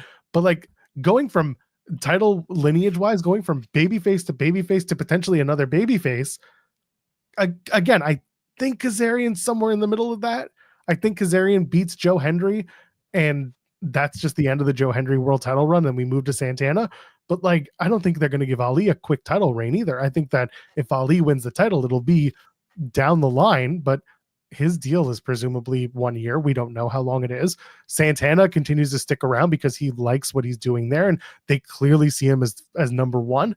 So like, I don't know, everything is there in the main event scene except for the world champion, which is the weirdest thing to say given the lineage of the last few world champions. They missed the opportunity last night with Oba by bringing out Moose when they should have brought out JBL. JBL should have come out and whispered something into Oba's ear, and then we would have gotten the potential Oba Femi and JBL match for the NXT championship. I feel like that would light the world on fire. What do you think, Sean? Yeah. I mean, I just heard the last 10 seconds of that pitch and I said, Shawn Michaels is a dumbass for not doing this. Yeah. What's the problem with JBL? Listen, because Moose represents TNA. JBL represents 42 bumfuck indies that he's appeared at over the last 6 months with apparently no payoff. I still don't know what he's doing. WWE ID champion JBL against Oba Femi, King of the Indies right now. Him and Cardona. Him and Cardona are going to have a match. Joey Janela's hurt. Him and Cardona will have their match, and JBL will of course win. As he should. He'll beat Effie at some point. Not hard to do. Look who you're talking to here. I think it's a good idea. Yeah. Don't think there's any way that this can go terribly awry and something bad happen at all. No. How you doing, Sean? Okay, how you doing? I'm good. You're at a baseball. I'm good. I'm the name. I'm about an hour-ish away from Cincy, so I'm doing the Sean Reds Sap gimmick here. The only thing is, if I was called Sean Reds Sap, I would only connect with 24% of my punches. The average would be about 242. And then I'd get traded somewhere else right before I make my big money. Yeah. So, that's pretty well the gimmick that I'm running here. Because if there's one thing that, I love about my team, it's that they will trade away the only guy that consistently gets on base and then sign a guy for about as much as he's making who gets on base at a clip 20% lower. So, I mean, that's pretty cool. Well, I still got Ellie. I mean, that's someone. Yeah, he's great. He's great. I look forward to having him for the next 4.5 seasons. until he gets hopefully. traded. I was about to say 4.5 might be pushing it. Yeah, that might be pushing it. But listen, buddy, we got Gavin Lux. We got that 320 OBP. I'm ready for it. I might actually go to opening day this year. Don't know. Oh, nice. It's not WrestleMania week this time. That's so fair. Just don't be Sean Jay's sap. Trust me, it's just as sad. Yeah, I mean, listen, Vlad. I will be next week. Yeah, if they lose Vlad, that'd suck. Looks like they I'd might. probably trade him now. If they could, but I've got to see him play. Like when they had the kids of literally everybody out there on the team, I got to go. It was Bichette, Biggio, and Guerrero, I believe. Neat. They even had like El Hijo del Eddie Gaedel. I know you don't know who Eddie Gaedel is. He was the little person that they had taken at bat in like the 30s or 40s, and of course he got walked on 4 straight pitches. And baseball was like, all right, we got a height requirement now. Like, otherwise, they were just going to have that happen all the time. But, they should probably just trade Vlad Jr. Probably should. He's going to end But up I'll be there next week. Yes, you will. What is it? They need some competitive balance in Major League Baseball. Terribly. Oh, I might not be doing the AEW show tonight because I'm going to a Kentucky game. That's what's up with me. Oh, okay. Is it just going to be Pulowski just burying everything? Yeah, let's go. Probably Kate, so still burying everything, but I'll host it. I'll get it done. 5 minutes in and out. All right. There you go, Jeremy. You can host it. AEW post-show shorts. Let's go. Yeah. The entire show is a short. Yeah. Ripping off Andrew Baydala's gimmick. Let's go. There we go. Get this thing Oh done quickly. man. Are you excited for freezing cold Toronto next week? Oh my God, I've been warned to pack a coat. Like I've got to take a suit in case WWE does media. I don't know if they're doing media. I have no clue at this point, but I've been told. Huh? I was told no junket, but who knows? Well, listen. I know. You being told no junket and me being told no junket might be two I know. no disrespect. Well, they didn't email me back anyway, so my info is secondhand as it is. No disrespect, but might be a little different. But They should have at the junket like the chambers set up, and then they do the countdown, and so you release the person from the chamber, and then all the media people rush to that person to get the interview. Or if you're smart, you wait for the next chamber to get released, so then you can go to that person. But that's how I would do the elimination chamber. Jeremy, that's how they've done it for a long time. Yeah, that was what happened to Money in the Bank. They got the real chambers there for it? Yeah. May as well be, yeah. Oh, okay. My bad. I don't get invited to these things. They got to call it something else on different continents, though. It's a whole political thing. Oh, okay. Yeah. Some way out.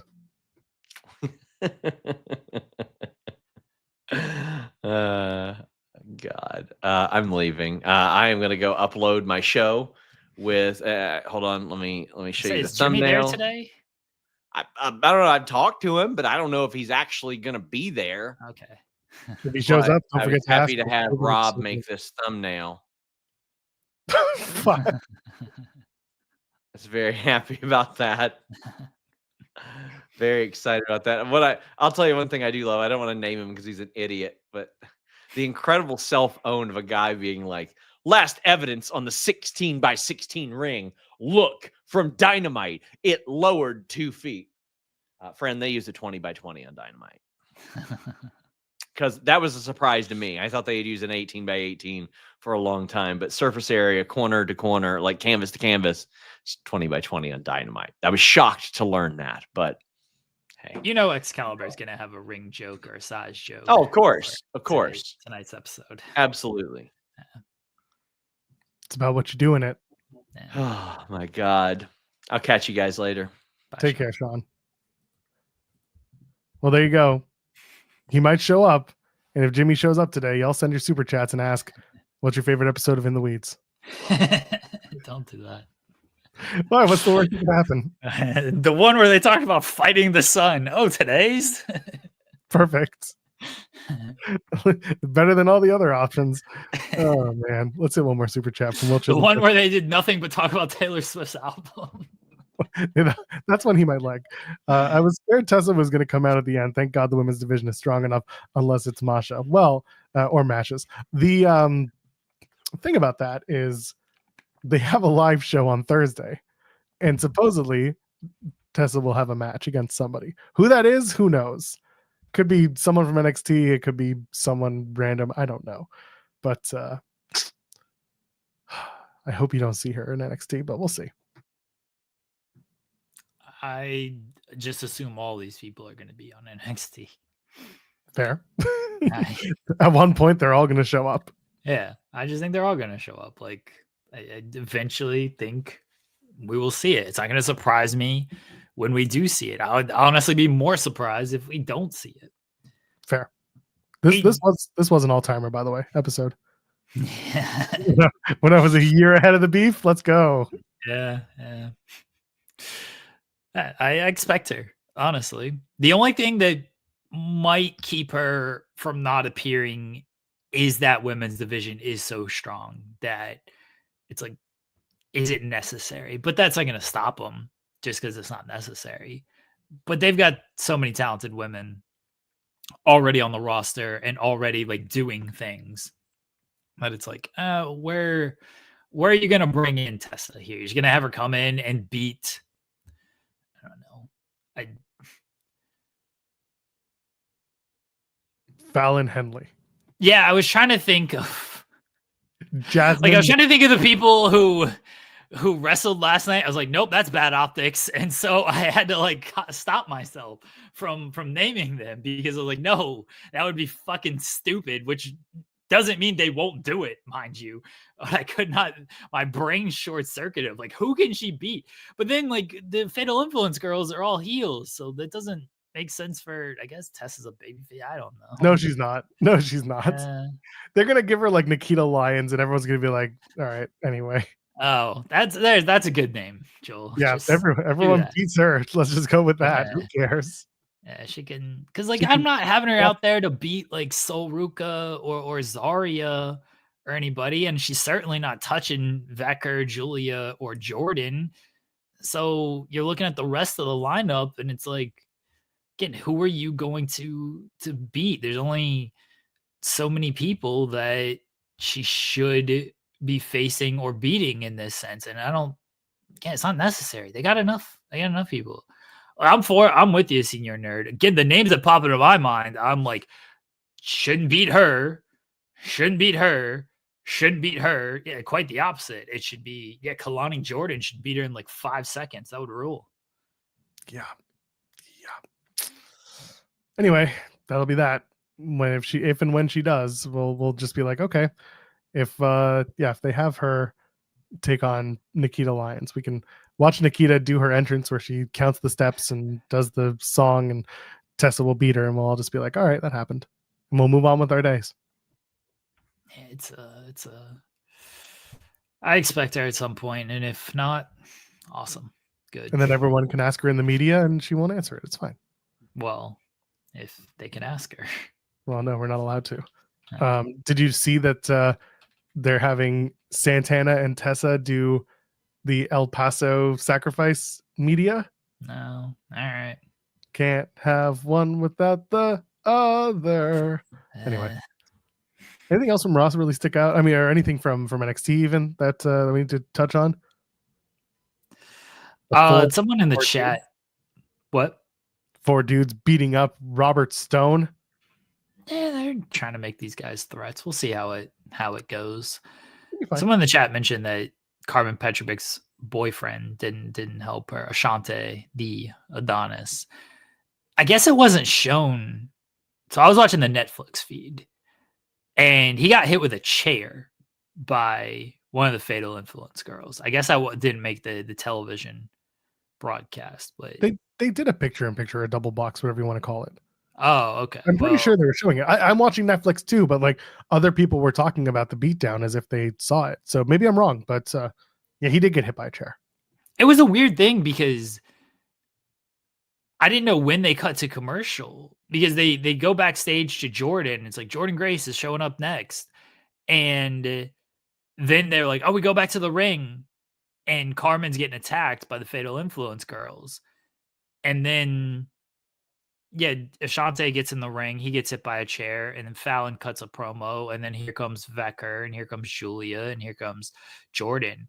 And I didn't know like where the commercial started and where it ended, because to me it was all just one segment, because I was watching the Netflix feed, so I didn't know where the commercial was. Well, people are saying in the chat it was shown picture in picture, so Yeah. It wouldn't have made sense to me if they didn't show picture in picture for this. So this is a funny thing that it's technically it's called picture in picture, but if you come from the Wade Keller school of being really annoyed about what it is, it's double box, because picture in picture is literally a picture inside of a picture. So like it doesn't work with that. I was trying to do it on this format because there's a picture in picture option for us. Let's see if I can do it. So if I do this overlay, can I do it like this? Can I picture in picture us? No, it doesn't work that way. Anyway, the point is with the picture in picture is it's literally a larger picture and a picture inside the picture. What you're getting on WWE programming is a double box where you have the advert is like 60% of the screen, and then in the bottom corner in another box is 40% of the action. So you're seeing both, but you're not getting a picture in a picture. You're getting two boxes, hence double box. Nerd ass. Picture in picture. I mean, I went to school for it. I should know these things. And I do. I gave you all education. Now you have to drop a like on the video and subscribe to the channel. Send in all your money. Dork ass picture in picture talk. That's fine. The reality is it blocks the picture. I am a giant nerd, but at least I did it in a way that y'all would love me. What else is it? Yeah. Anyway, 2 boxes is a lot of work. Sometimes you just got to work over one. So Raw, was there anything else from Raw that we needed to cover? Raw? I mean, I got both Raw and NXT. Oh, I can't remember what happened on Raw. Are you kidding me? There wasn't much. The chamber is now set. We had Roxanne Perez and we had what's his face? Seth Rollins to the chamber. Freaking Rollins. Right. Sorry, I have to go by what's on the internal list. I love that is a thing that we had to point out. Seth is still listed as Seth freaking Rollins on internal rosters. That's right. Freaking Rollins. Freaking. Yes. That's a thing. Yeah, I mean, listen, Elimination Chamber sounds like it'll be a fun show, and Lab Glass is telling me very good explanation. Thank you very much. Don't encourage this, Lab Glass. I'm here to give the information that people need. Encouraging more picture-in-picture and frame rate talk. Jeez. First of all, it's double box and frame rate talk. So is it double box? So what if we like hold on. What if I like share the screen? Yeah, technically this will be a double box. Okay, I gotta pull up a screen that's not gonna get me in any type of trouble. Pull up your email inbox. Hold on, I'll just go to a generic Google. I googled the Google.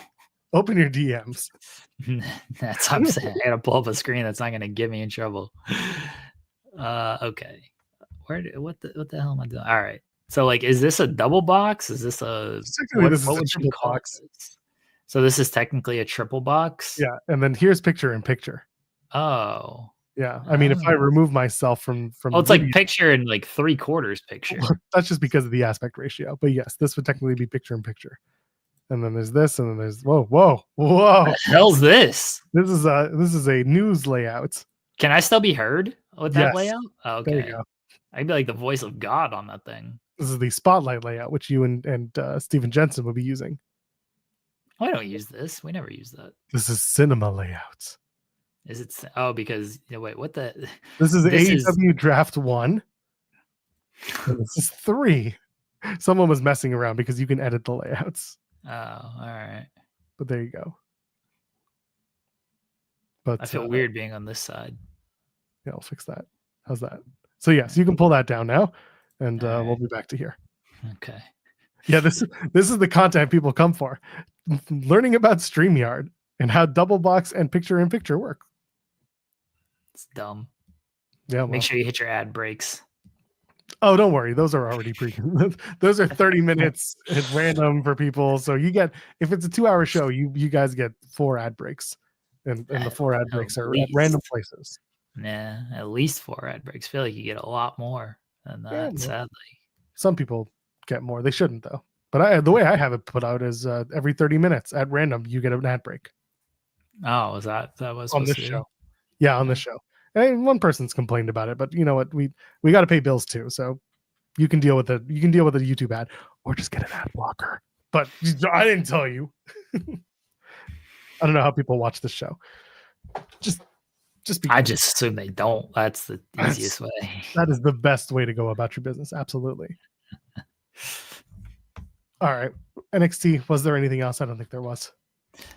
Ricky Saints, his interview where he talked about AEW. Do you not see these quotes? No. Oh, I mean, I feel like it's a worthwhile talking point here. So I'll pull it up. From Busted Open? Yeah. After Dark. Bully Ray wanted to cause so much shit. It was kind of funny to me. So Ricky says he's talking about why he left and everything, and like what happened. And he's like, it wasn't attending the Rumble, it wasn't attending Mania. And he said, Tony was okay with me attending Mania. I can't tell you exactly what the moment was. You could say it was Punk Week when things fell apart. Absolutely. I probably agree with that. You could say Ricky didn't play the politics well enough. Okay, for sure. And Bully has you can hear his smile and grin through the radio. It's like, there are a lot of politics in that company. And Ricky's like, I'm not saying there are just as many as any other company, probably. But Bully was so happy to try to get him to bury with, there's politics there. But Ricky, the main takeaway was, he said it might have been personal, and if it was professional, it wouldn't have happened this way. Not to disparage anybody, he didn't want to disparage anyone, but he would say that there's some people that stuck their nose in my creative business that shouldn't have happened. And he said it was veterans, and yeah, he just said that if it didn't work for their creative, then someone had to get the boot. So is what it is. Can't believe he's burying Dustin Rhodes like that. Dustin Rhodes using AI. He's like, Dustin Rhodes' AI creative buried me. Someone asked, does Busted Open have a studio in the PC? It's less that. It's just that they do have a makeshift setup. So the PC has studios / media rooms where talent will normally do interviews when they're doing if someone from NXT was on this show, they'd probably be at the PC in their media room, which is a soundproof box that you can do interviews in and take phone calls in. So whenever I've watched anything with Bully doing an interview with NXT talent, it's in that room, and it's effectively you wheel a TV in, you put the logo up, and it looks professional. But they don't actually have there's no Busted Open studio at the PC. It's just a studio that they use to film their content when they're there, because Bully's doing LFG, he's there taping content. So that's how the Undertaker episode happened, right? They're doing LFG together, so they did a long form interview with the Undertaker at that at the PC. That's that's what it is. But I mean, for people saying, Busted Open is a WWE show company, it's feel about them how you will. Because again, I have no problem with the people who are on that show. They're all personalities that have big personalities. I like David LaGreca. I do. Do I agree with everything he says? No, I don't. But they're doing their jobs. They're getting paid. They're doing stuff that in some worlds I wish I could do, and in other worlds I'm like, that's not for me. So good for them. Just they got their money. They're working with SiriusXM. They have a great relationship with WWE. Don't know what their relationship is with AEW, but they do have some of their talent on their show. And same thing with TNA. They're not, I wouldn't call them just one thing, but that's my rant on Busted Open. That's really not a rant. We're better than them. That's all that matters. Facts. That's all you need to know. Busted Open ain't talking about fighting the sun. Yeah, they don't really have fun conversations outside of wrestling. If it's not a pink bathrobe, I don't know what we're doing. Shout out to pink bathrobes. They're lovely and they're comfortable. But I don't know about that. They need to have more conversations about fighting the sun. Yeah. I don't know. That might not go so well because I don't know what their opinions are on. I don't know if they would take it very serious or if they would take it as a joke. Yeah, and listen, like I'm not going to fault them because they have their listenership. They have a very large listenership. They have a lot of fans. They can do huge, events and have very good turnouts.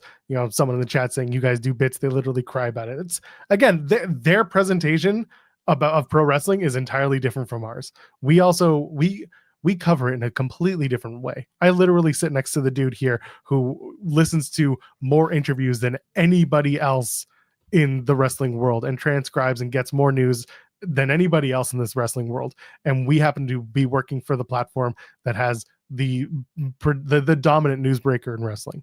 So we're very different. Busted Open is very entertainment-y. They're very opinion based. So is our show, but it's different because our context is different. That's all. I like them. Again, I have no problem with them. I'd love to be over them in listenership, but like they have 15 years on us. Like to get the checks they're getting. Yes, I'd like to have their money. I've made no bones about it. The one thing I'm jealous of is their money. If people were to give us that amount of money, I'd be all about it. Yeah. AEW Dynamite tonight. We are better. Tell the world. Because the more people that come to listen to us and watch us and know what we do, might just do it. We might just. When we get Thea Hail, it's over. Game over. We're gonna have the best conversation with her ever. Just like when our pal Pluggo finally got what's his face, Marco Stunt. When that interview dropped, come on, how excited was he, and how good was that? We're gonna do the same thing with Thea Hail. Hopefully, she would not have lost her job to get the interview. WWE grants it to us, and she's still happy and everything's good.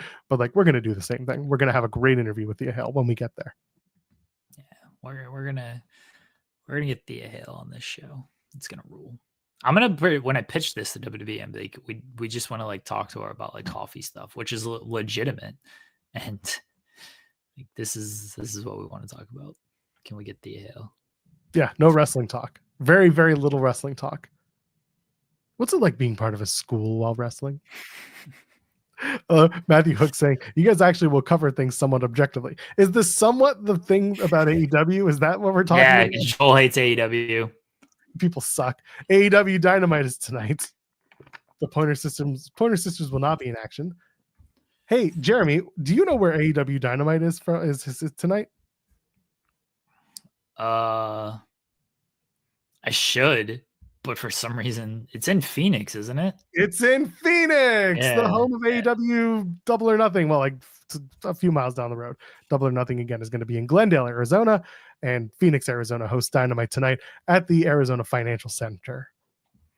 The International Championship Series kicks off. I hate this damn thing. Orange Cassidy takes on Roderick Strong. Listen, again, I'm looking forward to the match itself. It's just the booking the weirdest thing. There's no women on this show so far. They're going to announce a women's match in the final hour here. It'll be after we go off the air, I can only assume. Oh, yeah. But so far. No, nothing? No, they got no female talent booked for this show. They're just going to show you Meal in a match with Mercedes. Do they do the preview still, or did they give up on that thing? Oh, we have to check this out. Hold on. This is very important. All Elite Wrestling. Nope. I don't know where to find it at. It's usually on the front page. Oh. It's not there. It's just the announcement about Double or Nothing. Yeah, I feel like they gave up on the preview thing. They're like, once we started reading it, they're like, oh, this is actually kind of dumb. We should not do this. Well, hold on. They've done these before, like up until recently. I gotta find this now. I'm going. Here we go. Dynamite preview for February 12th. So they're still doing them. That was last week. Well, they gave up this week clearly because they haven't done it again. I think with no women's match, they were like, we shouldn't do the preview and call more attention to that. We'll see who they have. But someone asking, where's Darby? Darby's getting ready to climb a giant ass mountain. That's where their website, where like under press, they have stuff from Full Gear. Have they done no press since Full Gear? They've got the top thing is they've just the AEW Tix live events for spring 2025. You just think they would have something. I would assume the Double or Nothing news would be press. Yeah, but it's news. It's news. Not necessarily press. I don't know what they do. Orange Cassidy, Roderick Strong tonight.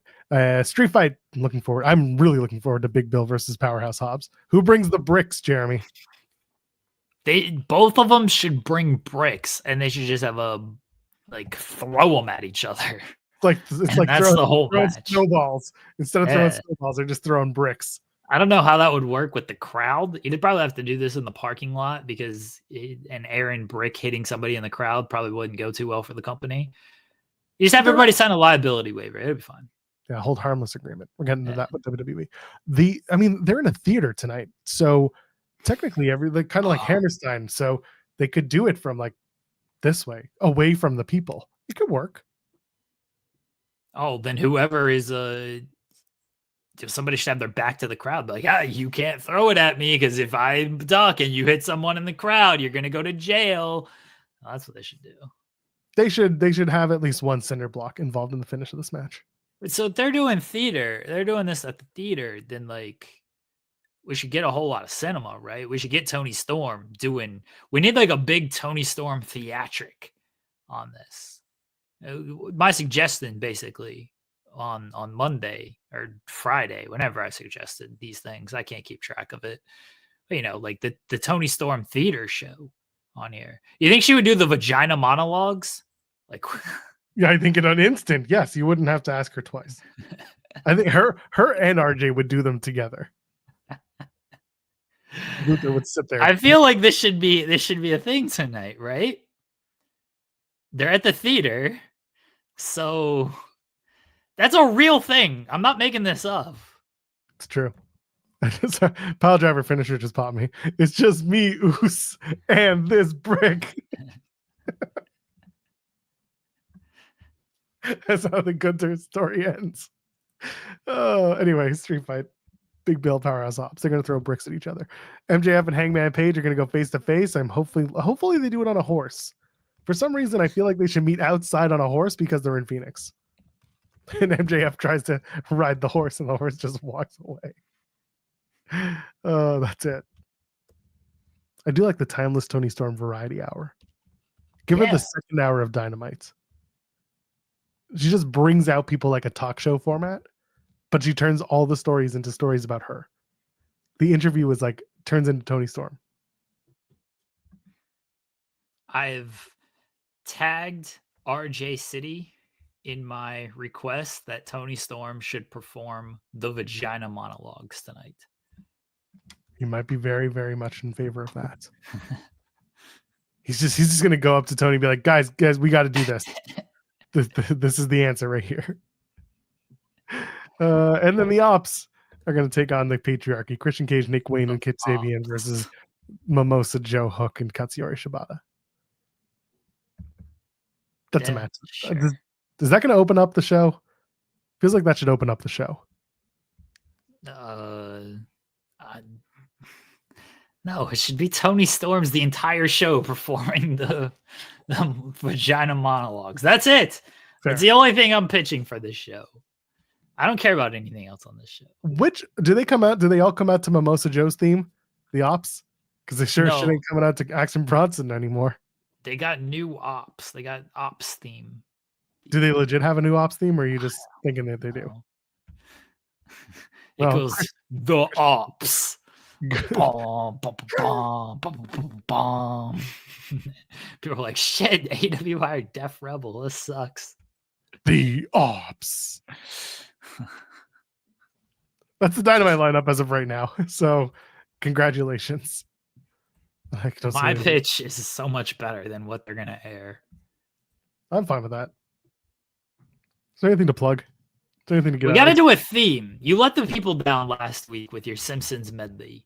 Oh, I mean, you were the one who cut the short out of it, but anyway. Well, because you let the people down with your commitment to it. That could have been good, but you didn't want to sing all the songs, Joel. Well, then what's the theme this week? All right, what do we got, people? Let us know. What should we be singing? Should we sing some Dave Matthews? That sounds awful. What's a good Dave Matthews song? I don't know that many. Ants Marching? What is Ants Marching? I don't know that song. It has that weird burr, burr, burr, burr, burr, burr, burr. He wakes up in the morning. I don't know any of the words other than that. That's every Dave Matthews song. This is true. Every Dave Matthews song is just like his day written out into lyrics. Yeah. Woke up out of bed and had myself some coffee. I like the one song he was walking just the other day. Yeah, it's just literally it's mundane bullshit. Crash Into Me actually plays perfectly for the vagina monologues because I'm pretty sure that song is about vaginas. Probably. Am I wrong? Well, am I wrong? Anything could be about vaginas if you try hard enough. I mean, fair, but like, do people know what this song is about? Yeah, Zeno Hour says it is. Oh, the lyric is hike up your skirt a little more and show your world to me. Oh yeah, that's definitely about that then. Yeah. Oh, all right. I don't know what song you could use otherwise. I do like we could actually just use Kendrick's Not Like Us version because I don't know if we'd sue for that. So that'd be great. That's true. Eventually he's gonna start putting caps on that. Maybe. What is Turkey Song? Is that a Simpsons reference? I think that is a Dave Matthews Band song. Oh, I don't know that song. Turkey. I know Crash Into Me. I know the song I was singing, but I can't. Wasting Time, right? Yeah, that's the song I know. Wasting Time. That's one. And Short Ring. Bartender. I've heard that song. Where Are You Going? That's from the Mr. Deeds soundtrack. Where are you going? Oh, you ain't no Superman. What would you say? People know that one. What would you say? Oh yeah, that's a Dave Matthews song. Yeah, it is. I'm more of a Matthew Good fan, but that's because I'm Canadian. Who? Matt Good. I don't know who that is. Yeah, a lot of people don't know who he is. Like Canadians know who he is. Yeah. What does he sing? Hold on. Picture yourself. Frantics. This song sucks. Load me up. Load me up is the song. I had to think of the lyrics to get to the actual like song. It's more rock, but like it's 90s all rock. So it's you got to look at it. It's a good song. You actually might like it. Disagree. Are you listening to it? No, I'm not listening. Yeah, everything is automatic. There you go. I don't know what that is. I like my Matt's great. Pick a song already. Should do WAP because we did Fat, Juicy, and Wet. I can't do a Gilbert Gottfried impression. That's the problem. Why don't we just take the Gilbert Gottfried audio and put it over the Dynamite intro? We get sued for that? Not sued, but you know. The copyright struck? I don't know. Yeah, would we get copyright struck on that? I don't think so. It's just audio we're using in this case. It's funnier when we do it though. Like, you know, it's a bit of us singing because we're bad singers. Well, I am. Well, you are. Yeah. I still like the idea of using that audio from Gilbert. Sure. What's like? There's got to be some nasty song. Oh, you know what's like? What are some like nasty songs? Dirty or Dirty. That song by Christina Aguilera that I really liked. Oh, that's not like that nasty. Ludacris has got some. I was thinking of what's the song? What's your fantasy? What's your fantasy? Yeah. All I can think about is Shake Your Ass by Mystical. Oh, that's a good ass song. Any song that opens up with I can't even hold my dick in my hand. This is a pretty good song. Mystical ruled. Breaking news. Zoe Stark earned a WWE Women's Speed title shot on Speed this week. For those who didn't already watch the spoilers. Good for her. She's going to win that title.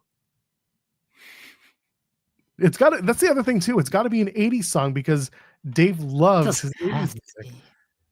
Let's look at the best 80s songs. Oh, okay, fine. At least we're narrowing things down. Yeah, Best 80s song? Love Shack. You should do Love Shack. Love Shack. Hungry Like the Wolf by Duran Duran. What else is there? It's My Life. But I'm not doing Don't Stop Believing. No, God, no. We're Take not going On to Me. it. Oh, yeah, that's the one. Take me on. No. Take on me. That's the only lyric I know. Like, is there any? I'll be gone in a day or two. Oh, Push It. Push It was an 80s song?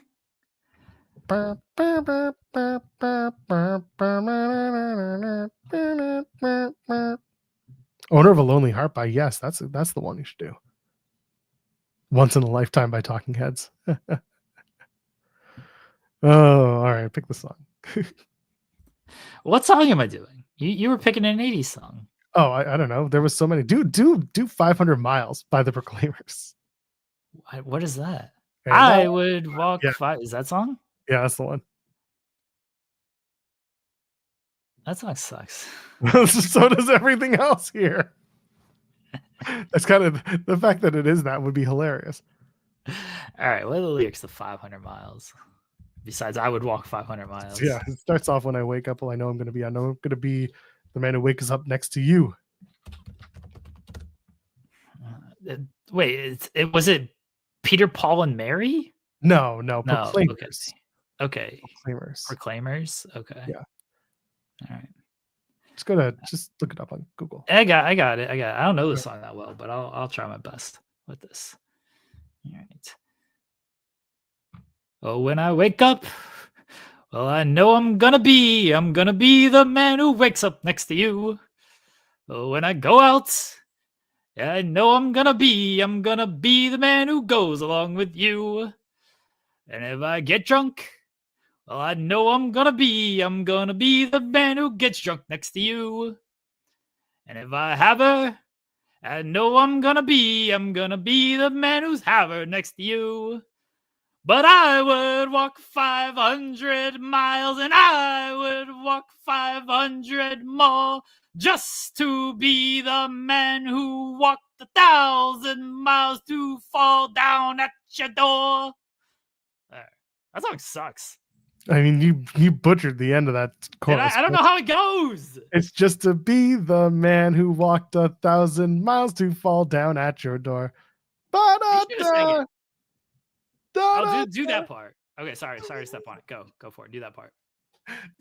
I can't even do it anymore. My throat hurts. You're laughing too much.